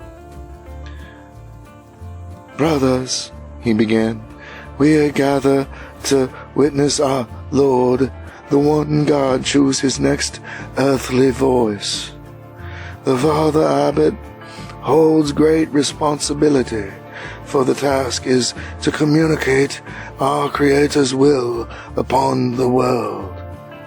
He must shed his own will and interpretation to speak only the truth that is provided by God's voice. Father Abbot lowered his head. Holy Father, he who has no end, we approach you in humble spirit to know your will. Choose your voice, O Lord. In your hands we are kept, In our hearts you reside. Creator, you quicken us, your living members, and we shall abide your choice for all our days. And truth be true. Amen. The Father Abbot raised his head to speak. The mantle of the abbot does not pass immediately to the chosen. He who is chosen will learn at my side until our Lord, the Creator, the one God, delivers him into full understanding, and he speaks words of truth. Our task is to aid his journey into the light of that understanding. The torches extinguished, all light left the chamber. To Jehedin it seemed even the stars went dark. He could not see the rim of his own hood in front of his face. In the darkness, the Father Abbot spoke again. High is the heaven, broad is the earth, deep is the sea, and long are the ages. But higher and broader and deeper and longer still is the belief in him who is not diminished. Lord God, choose your new voice. Bestow your light upon our darkness, which may shine on us in our dullness and ignorance as we traverse the dark path of this world. A shaft of liquid starlight beamed down from a sky, empty.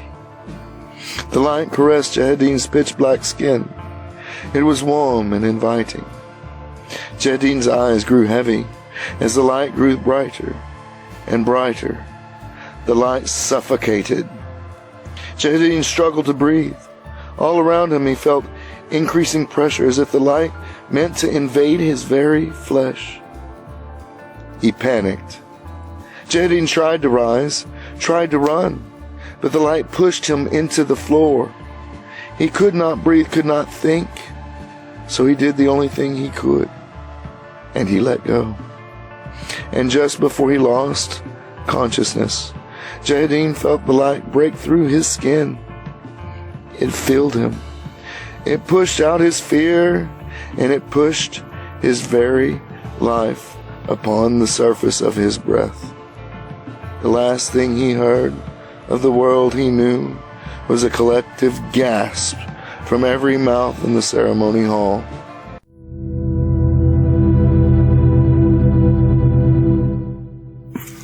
Belladonna wiped thick sweat from her forehead, her eyes dark and sullen. She had spent most of the night and early morning digging the hole that would receive her mother's body. Men burned their dead. Elves returned to the soil of the earth of Terrene. If only it were Terran. Her mother alone deserved that much. Belladonna had to light the fire under the cold gray form of her own father, for she knew. Elves bury their dead. They returned the flesh to the ground which it came, and it became a mantra. The elves bury their dead. The elves bury their dead. She dug her mother's grave on the same spot her father's funeral pyre had burned. She should get them, and could get them no closer, for he was human, and she of the race of Terrene, of the world, of the living things, alien to one another. Belladonna was naked, as was the body of her mother. The thought of touching the old woman's cold dead flesh to her own body repulsed the woman. But this dead was her mother, her flesh and blood. She was of that bone. Belladonna looked upon her mother's form. Healthy, Tellen would have been slim and athletic. Even as she aged, her mother's hair would have never grown longer than just enough to cover her head, as was true with most elves. She had grown tall, voluptuous, and muscular. She had elven pointed ears, but her long red hair reached below her thighs. Belladonna lifted her mother's body and placed it at the bottom of the grave. And then she exited, scooping up a shovelful of dirt, and stared down at her mother's face. She couldn't do it. She was too young. Her mother was nearly 300 years old, barely past her adolescence for an elf. Her father had died at 100, his life extended by her mother's touch. Belladonna was approaching 60 years of age herself, yet, to the eyes of men, she was no more than 20. This should have never been. She simply should not be. Love had driven her mother from her homeland. Love had broken her mother's heart. Love had sought her mother's death. Belladonna threw the shovel of dirt to cover her mother's closed eyes. I shall never love, she promised. Chloe's normal post-apothecary ritual was to search out through parts of Port Vale for a place to establish a place of her own, preferably a tower, like her master's. She usually stayed clear of Lowtown, an unscrupulous and dank place, but today she was avoiding Gank, the harbor master. She estimated that her master's negotiation were far from over, so she took the rare opportunity to wonder. Living was cheap in Lowtown, and Chloe assumed life was cheap here as well. It was for her, at any rate. She spotted a group of men walking toward her, but they had not yet seen her. She ducked into the first available alley and pressed herself into the shadows. The men passed. They were drunk, smelling of beer, fish, and brothel. Fishermen, Chloe thought. Better to wait, her fear at its upper limit.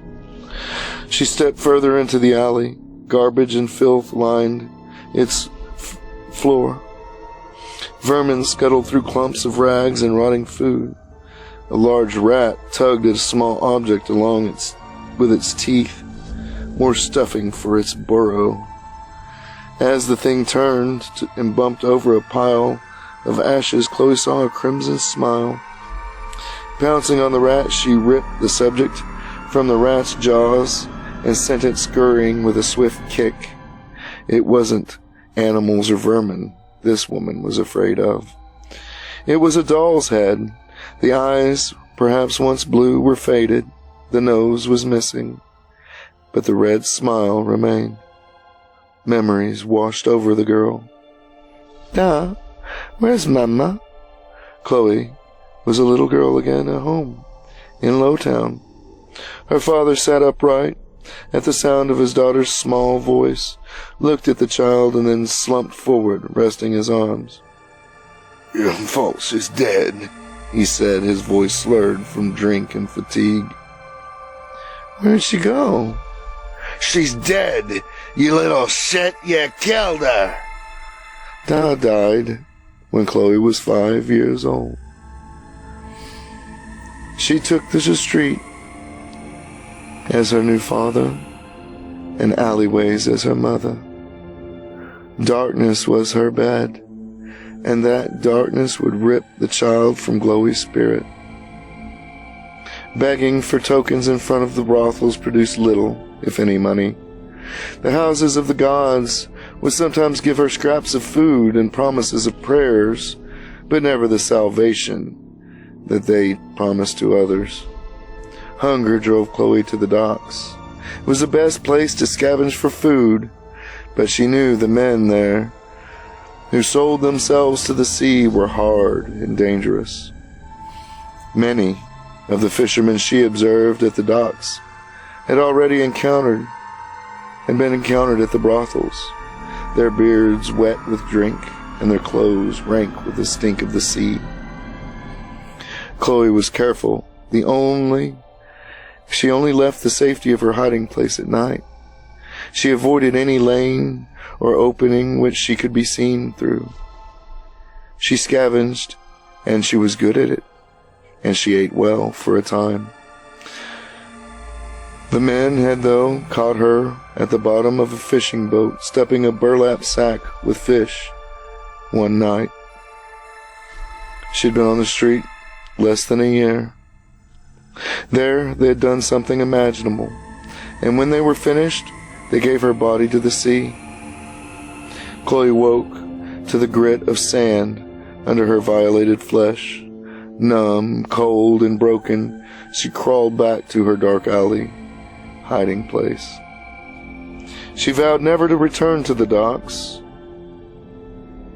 and she was determined not to do so.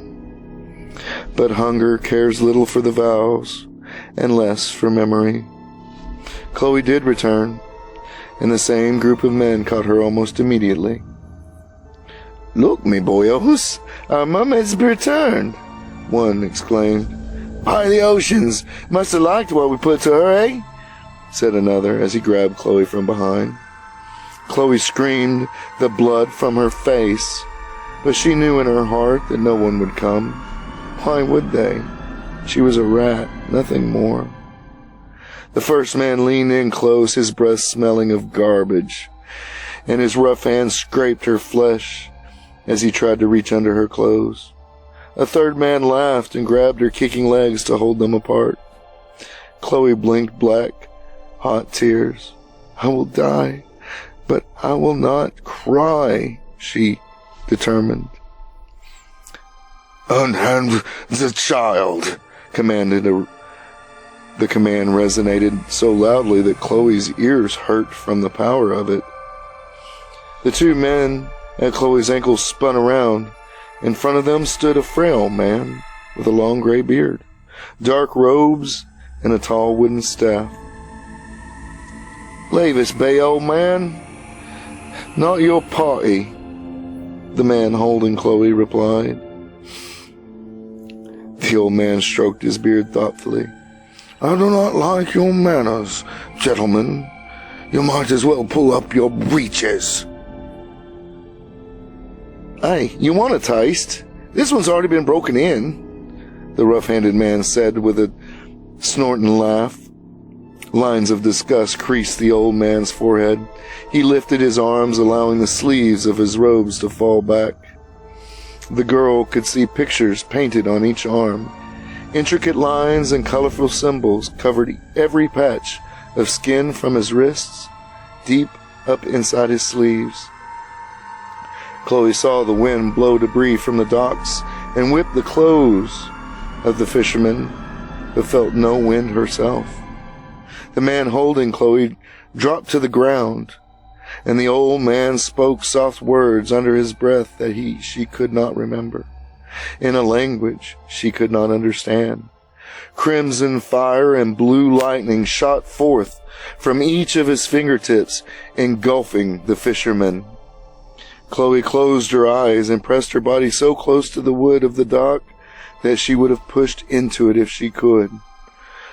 She heard the men screaming and smelled the sweet, sick scent of burning human flesh. Fire and lightning circled the air around her. And then there was silence, not even the wind. Chloe opened her eyes. The dock wood surrounding her scorched black, and only the wood underneath her remained untouched. The fishermen were gone, replaced by oily piles of deep dark ash that began to blow away. The old man leaned heavily on his staff. Chloe noticed the wood underneath him was also untouched. He approached her. "Are you all right, little one?" he asked, his gruff voice as gentle as he could make it. Chloe wanted to run. She wanted to hide, but she couldn't move. The old man leaned down. "You're safe now, child." Chloe leapt into the old man's arms with enough force to almost knock him over, and cried very long, hard cry. The old man held Chloe until she cried out her pain. A pain he felt ran much deeper than the damage done by a fisherman's hands. That old man was her Shadow Desai.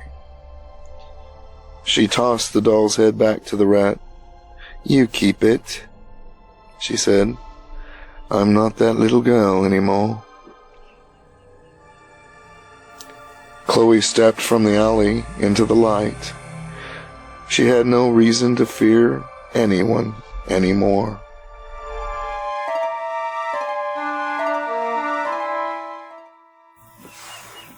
Errol's skin burned with white-hot fire. Every step away from the edges of the forest into the northern plains shot excruciating waves of pain through his entire body. The forest was calling him back. Return. It was on the wind.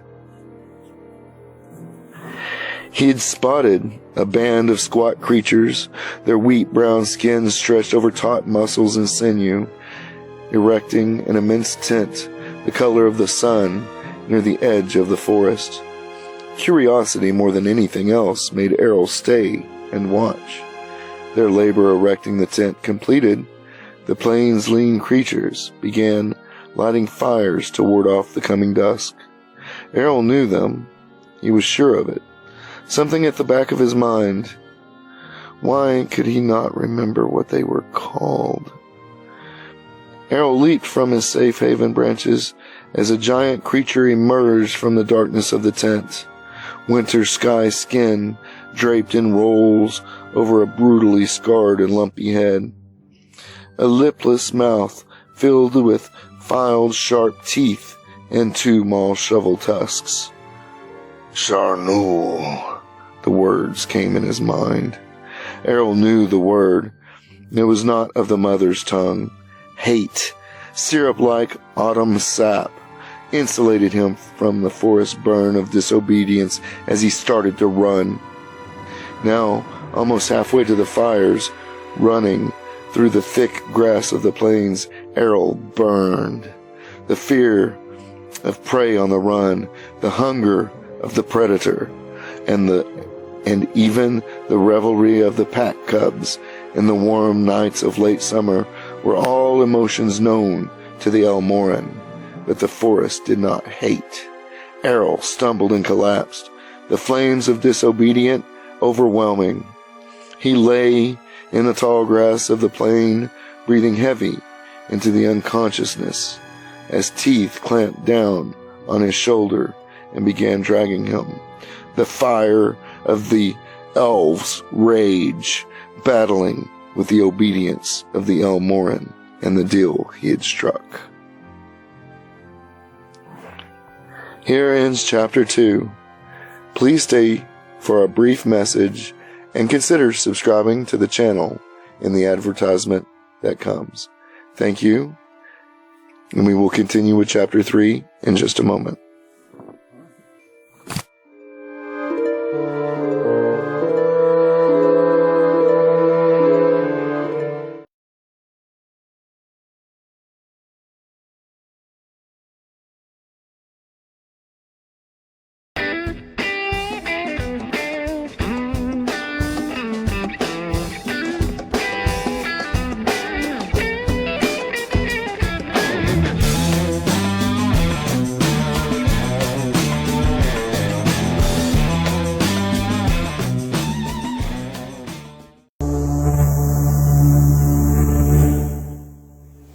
Circles Riven, an epic fantasy by StoryMan-Jack. Part 1, Beginnings. Chapter 3. Jehedin awoke with brilliant light that filled his eyes with sharp yet consistent pain. He closed them and shook his head. The pain dulled and settled into the muscles just behind his ears. Something was very wrong. The walls of Jehedin's monastery cell were too far away. The straw mattress felt much too soft, and the small table that rubbed up against his bed was missing. He awakens. The voice was deep and gray and distant. Jahideen could picture the voice's name in his mind, but its edges were too blurry to distinguish clearly. "He is," said another voice, smaller and closer. "Is it always like this?" "Always," replied the gray voice. Jahideen felt hesitant, hand upon his chest. "Jahideen, are you well?" The monk opened his eyes. Master Marcus, an elder of Jahideen's order, his bald head and his patient smile blurred into view. You collapsed," the gray voice said. Jahideen recognized the voice now. He had heard Father Abbot speak many times and in the ceremony chamber, of course, but never had he heard it spoken directly to him.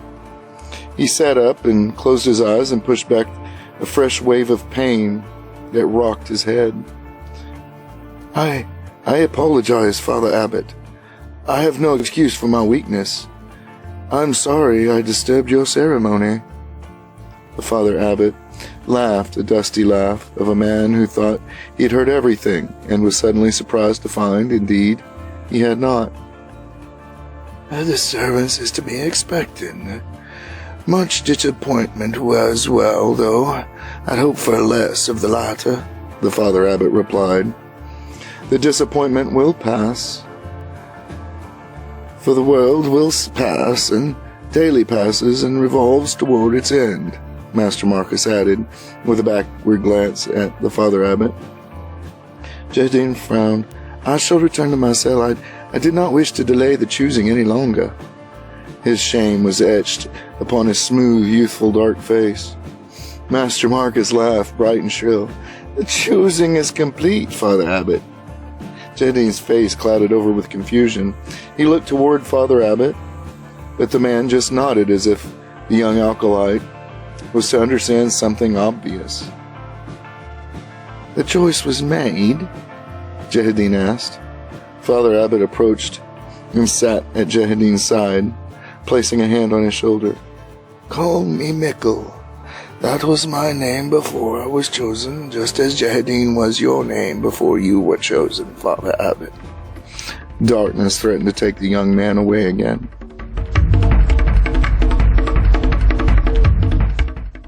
J-Talk waited under the dark purple pre-dawn sky at the southern edge of his tribal camp.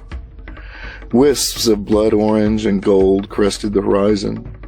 Jorda stood beside him in silence, the stony mask of a clan chief upon his craggy face. J-Talk sensed the men of the tribes gathering behind them.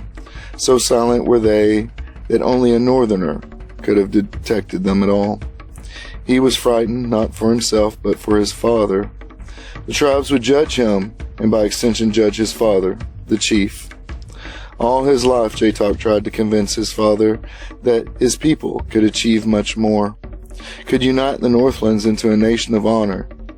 But his father was fixed in the traditions of the old ways. Now J-Talk felt as though he had betrayed them both, and any future the tribes had, as the reindeer herd slowly dwindled. As the sun crested the peaks of the low southern mountains, Jorda turned to face the tribesmen. J-Talk's mother, Khalil, stood at the front of the crowd. Normally, women were not allowed at such a gathering, but as the wife of the most ferocious chief in the tribes had ever known, no man questioned her presence. "The council speaks," Jorda began. "J-Talk Bojin Khalil quests to control his strength. He returns only after battling the great power and doing what no Northman has ever done." J-Talk had assumed he would be given an impossible task, or sent to a place that did not exist. This was oddly specific, and just as uninterpretable. He would be, more or less, an exile. "But Jorda, chief, does not send boy without into wilderness," the chief continued. "Not to Southlands where men have no honor, have no truth but greed." The silent gathering erupted in grunts and murmuring, which Jorda quieted with a raised hand. Turning to J-Talk, Jorda spoke. "Bojin, no more. J-Talk is a chokti. You are a warrior today, my son. Jatok straightened at his father's words. As warrior, one request you have. I request a weapon to hunt and battle with, father. Granted. Jorda then untied the sheath that held his mighty axe to his back and held the axe out, sheath first, to his son. Jatok saw tears gripping the corners of Jorda's eyes, the first tears he'd ever witnessed from the man. Tribe legend was that the axe was used by the ancient god of before times to cut their world from Terra, the crimson world of the sky, the world below. Jatok took the weapon and noted that it was lighter than he expected. It was said that the axe never fails and never needs sharpening, but to Jatok, the axe was much more. The northern tribes did not pass leadership from father to son. Leadership was taken from chief of a tribe, passing from the blood of the fallen to the hands of the victor. Jorda's silvery axe was a symbol of his tribe's chiefdom. Jatok would be the chief if he ever returned, if he could even find a clue that would lead him toward this impossible task. Jorda turned his back. All the tribesmen did the same. Only Khalil watched her warrior son turn and disappear into the southern horizon, her eyes filled with pride, though Jatok never saw them.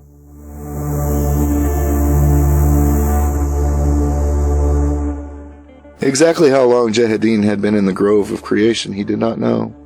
How long it had been since his choosing. Days, weeks. Without his daily structure of chores, prayers, and physical training, he had lost track. Mikkel had instructed him to stay in the garden. Jehedin had needed to be alone and welcomed the opportunity for the meditation, but now he had grown restless. His muscles were tight from disuse. Jehedin stretched out his legs and planted his hands on the ground between them, and then he pushed his body from the ground and rotated his torso into a rigid handstand. Jehedin breathed deeply, tucked in his head, and then released the ground, curling and rolling to his feet. I am the Father Abbot, after all, Jehedin announced to the garden, and Father Abbot needs practice. The young man walked to the garden entrance and exited into the shadowy corridor. Leaving so soon? Jehedin had been looking down, so Mikkel's presence was more than a shock. Father Abbot, Mikkel, you remained in the garden longer than most. I know that God has not yet spoken to you. I assume you might have given up before now. I have not decided whether you are patient or just stubborn. Jehedin smiled. In truth, I think it is more one than the other. Mikkel returned the smile. An answer worthy of any Father Abbot. Completely true, yet revealing nothing. Jehedin and Mikkel continued together through the halls of the monastery, joking and laughing as if longtime friends. Mikkel's laugh was thunderous and bright. The old Father Abbot had a sense of humor, and Jehedin had liked it. Stopping short of the entrance of the courtyard used for physical training, Mikkel composed himself. If your heart was filled with the ambitions of abbotship, you and I have been chosen. Now there are those angered by your elevation, but light of God illuminated you, Jehedin. I understand, Father Abbot. Do you? Do you understand that your actions from now on, no matter how slight, have meaning and power? Everything you do here will be scrutinized by enemy and follower alike. We must have faith, Father Abbot, Jehedin said, smiling. Yes, faith. I had almost forgotten that, he said with a roll of his eyes. The largest courtyard of the monastery was roped off into the sections of physical training, martial arts, and meditation. The combat grounds were divided into different terrains: soft sand for the novice and new forms training, hard stone for advanced students, and Jehedin's favorite, a grid of uneven vertical poles for balance training. Stillness trickled from group to group as each monk realized Mikkel and Jehedin's presence. Master Marcus dismissed a group of novices and rushed to the Father Abbots. "How may I serve, Father Abbot?" "The Chosen wishes to exercise, it seems." Master Marcus gave Jehedin a quick look and then turned to the courtyard. "Master Joden leads those angered by the choosing. He was an accomplished master of combat, as you well know, and he will try to gain support by challenging you, Chosen." Jehedin scanned the courtyard. Most of its occupants were feigning disinterest or pretending to be occupied. But one figure stood rigid and met Jehedin's gaze with an unwavering glare of his eyes. "Ah, Master Joden, then," Jehedin said, and walked directly to the waiting master, bowed, and spoke. "Master Joden, I require exercise. May I challenge?" Master Joden smiled. "To lay a forceful hand upon the voice is forbidden." He is not yet the master of the voice yet, Master Joden," Father Abbot stated from just behind the side of Jehedin. "Then challenge accepted," Master Joden said, his smile fake and fading. "I choose stone." News of the challenge spread quickly through the halls of the monastery as Jehedin and Joden prepared to spar. The courtyard was filled with master and novice alike. "This is unwise," Master Marcus whispered to Father Abbot. "Perhaps," the Father Abbot replied. "Joden will not back down. He may try to kill the Chosen." "Ah, but as I was just reminded, my son, we must have faith, Marcus." Yes, faith. Yes. Neither combatant removed his vestments. Monks trained fully dressed, for few assailants were courteous enough to allow one to strip before combat. Jehedin and Joden faced each other at the center of their stone arena. Joden bowed and said, "There is no sin in retracting a challenge for which you are not yet ready." Jehedin bowed, his face less than an inch from his opponent's, and whispered, "Your sin is pride." Joden lunged, but met only empty air as Jehedin circled to one side. "Joden seems unbalanced," Master Marcus whispered. "Observe his form," the Father Abbot replied. "He fights with anger." Joden led with a flurry of kicks and punches, each one catching freshly vacated space as Jehedin tumbled or dodged just out of reach. "What is this?" Joden asked aloud. "It is a lesson," Jehedin mouthed so only Joden could hear. Joden stepped back, obviously winded.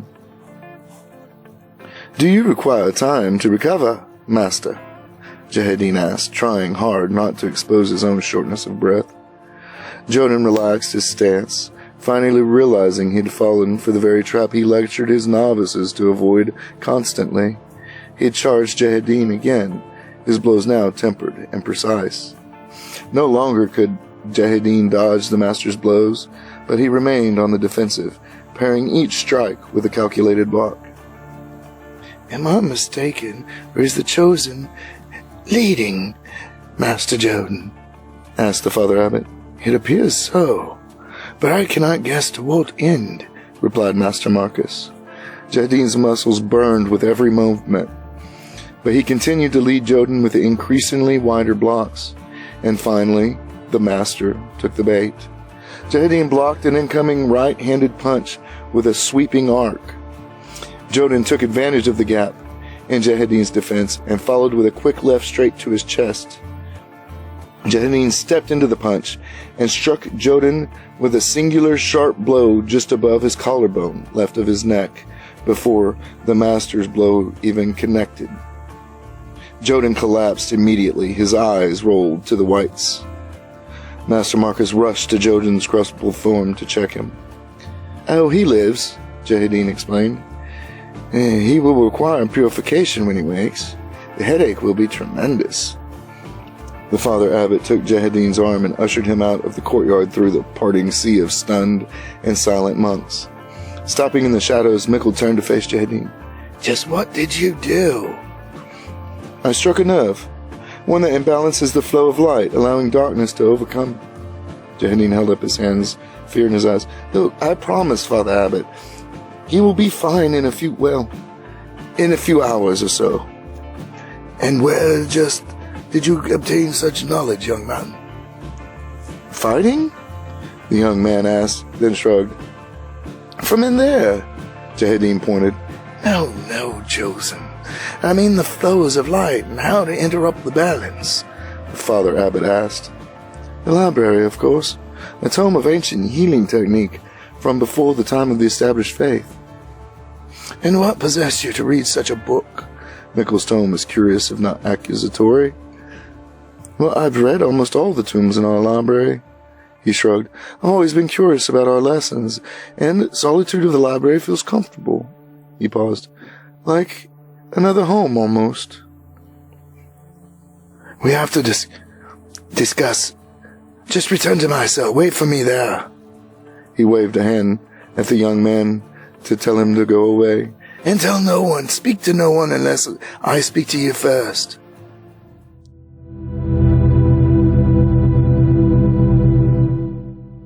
Belladonna woke from a restless sleep. She collapsed on the bed of her childhood room after burying her mother. She entered the main room and crossed the cold hearthstone to the window of the cottage. Thick vines hung over the window, darkening the view of the desolate land. Had the trees grown closer? She thought. The trees outside rustled even as they were moving toward the cabin. But there was no wind. A creak of the timbers shook dust onto the floor beside her. Belladonna dashed from the window back to her room, where she quickly gathered her belongings into her traveling pack. The timbers above shuddered violently as she scanned the room for anything she may have forgotten. A fold of thick parchment freshly sealed with a wax stamp. A great oak, the seal of her mother, lay on the small table by her mother's bed. Belladonna grabbed it and raced for the door in leaping strides. Let me out! She screamed and pushed hard on the door. The door finally splintered and cracked, but did not open. Belladonna threw her shoulder into the cracked planks and burst through it. She ran as fast as she could to the top of the hill at the edge of her parents' land, not daring to look back for speed it would have cost her. She heard the colleges collapse, splintering wood and tumbling stones, and only then did she stop to turn. Life in Talonshire is a privilege, her mother had told her. How many times had she reprimanded Belladonna's childhood mischief with those words? How many times had her mother reminded her that the forest was more than it seemed? The trees of the forest were moving. Talon was dead, and nature herself was reclaiming the land that had protected and nourished its favored child and her family. Belladonna, it seemed, had not earned the privilege to remain. She pulled the parchment from her pack, wiped the traitorous tears escaping the corners of her eyes, and began to read her mother's last letter. My heart, my daughter, Elena. The Father Abbot grunted. So much for retirement, it seems, he thought to himself as he entered the cell quietly, that Jehedin did not rise from his meditation. And the Chosen remained silent? Mikkel asked. Yes, Jehedin replied, opening his eyes. Father Abbot stood just inside the door to the cell. The Father will speak to you eventually. His arms were loaded with tombs and parchments. He crossed the room and sat down his load, retrieving a book from the stack and opening it. Tell me what you know of darkness. Jehedin nodded, accommodating. When I first arrived here as a child, the initiates, Master Graham, he remembered thinking back, gave a sermon on the creation of the world, the separation of light and dark. I remember praying in earnest for God to grant me the ability to discern the darkness so that I may better serve the Order. I studied the doctrines on demons and their underlings, how to recognize them, how to defeat them in combat. I have read everything I have about them, even the... Yes? Jahedin lowered his head. Even the forbidden texts. Disturbing. Mikkel retrieved another book, unconcerned with Jahedin's revelation, flipped through its pages and then asked, How is it you located the nerve on Master Jordan so precisely? The descriptions in this tomb are rather vague. Oh, well, you aim for the junction where the flow of light crosses the dark. Jahedin took the book from Mikkel and pointed to a line of text. See, it is described here. The old man nodded and read. Find the point where the light overtakes the dark at a crossroads of flowing light. He looked up, his face severe. Are you telling me that you can see the flows of light and darkness in a living being? I confess that I'm not very good at it. I have to concentrate. The pathways are faint, like dull gray upon midnight black webs. Surely the masters are better at it than... I wouldn't think so. The old man grumbled, looking through the documents he had been carrying. Jahedin raised a questioning eyebrow. You can see them. No, son, I cannot. The old man stopped and looked the young man of 30 in the eyes. There have never, ever been only but 2 of this order that could do such a thing, and they were legend when I was a child. Mikkel crossed the room and knelt before the chest at the foot of his bed. He muttered a prayer and the chest opened. From it, he retrieved an ornately carved wooden box and offered it to Jahedin. Now there were no hinges, no seams, no clasps, and no lock. In fact, it looked like a block of wood, carved beautifully, but still a solid block of wood, though large. Inside you will find a book, a tomb of our faith. It has been handed down from abbot to chosen since the establishment of this church. Only through the will of God may one reach into the box and retrieve it. And what do I do? Just reach to the top there. The old man pointed. See the uncarved section there at the top? It's pretty self-explanatory after all. Jahedin rolled his eyes and lowered his hand to the top of the box.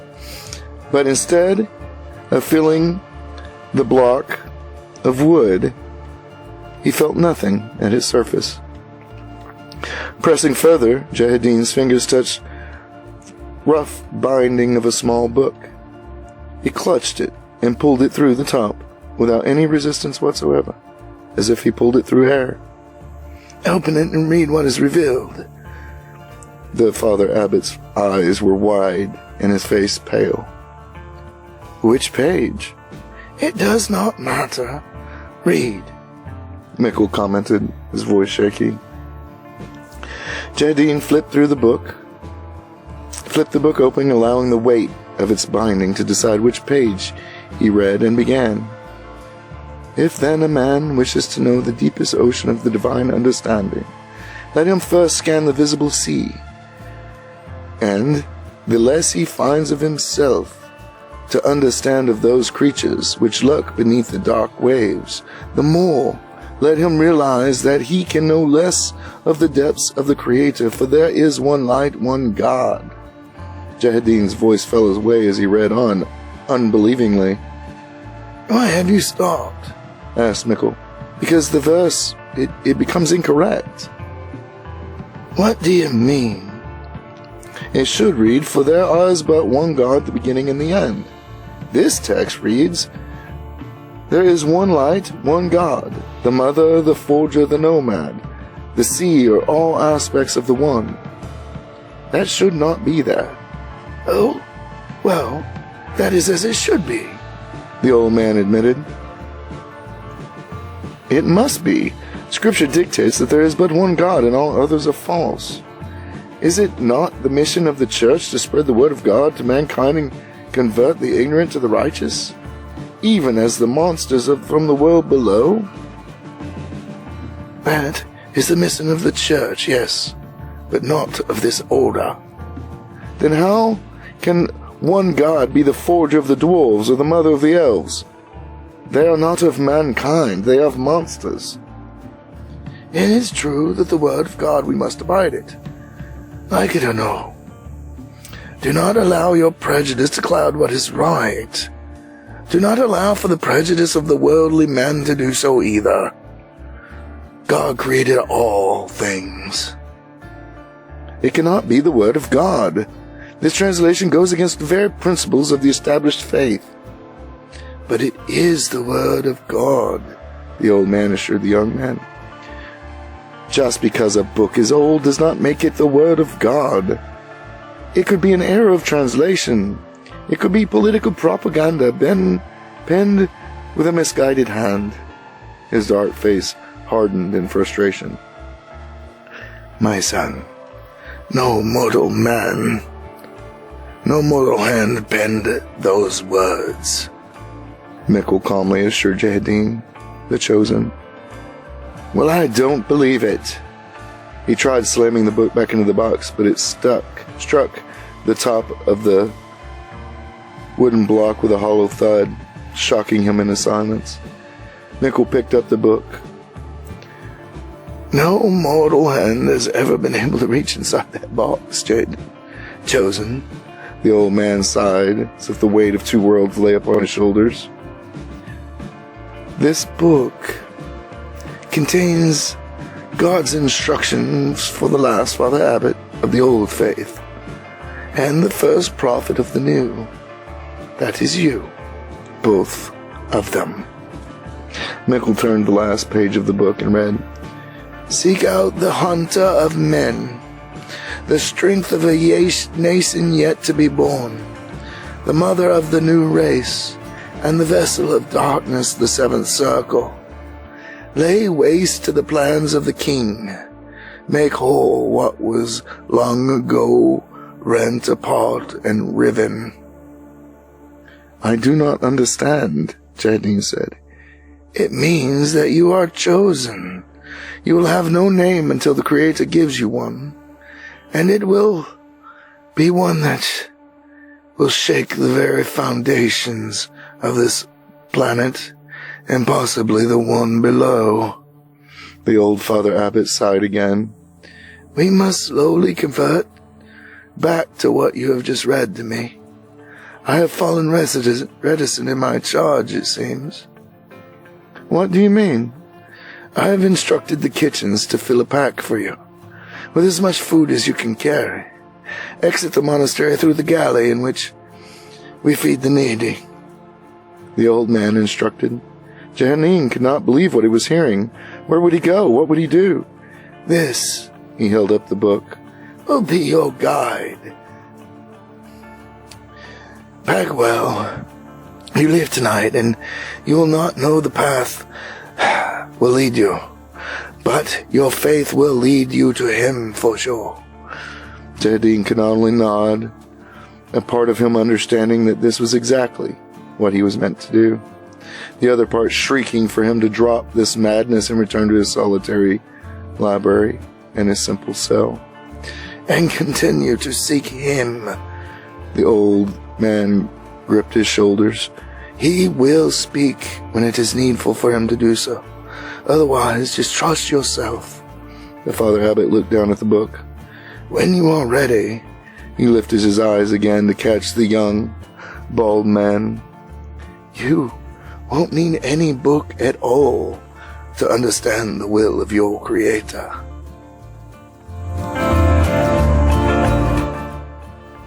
Here ends Chapter 3. And this week's story stream. I hope you enjoyed it, and as always, I thank you. If you're not subscribed, please do so. And, your life is your story. Make it a great one. Good night, and until next week.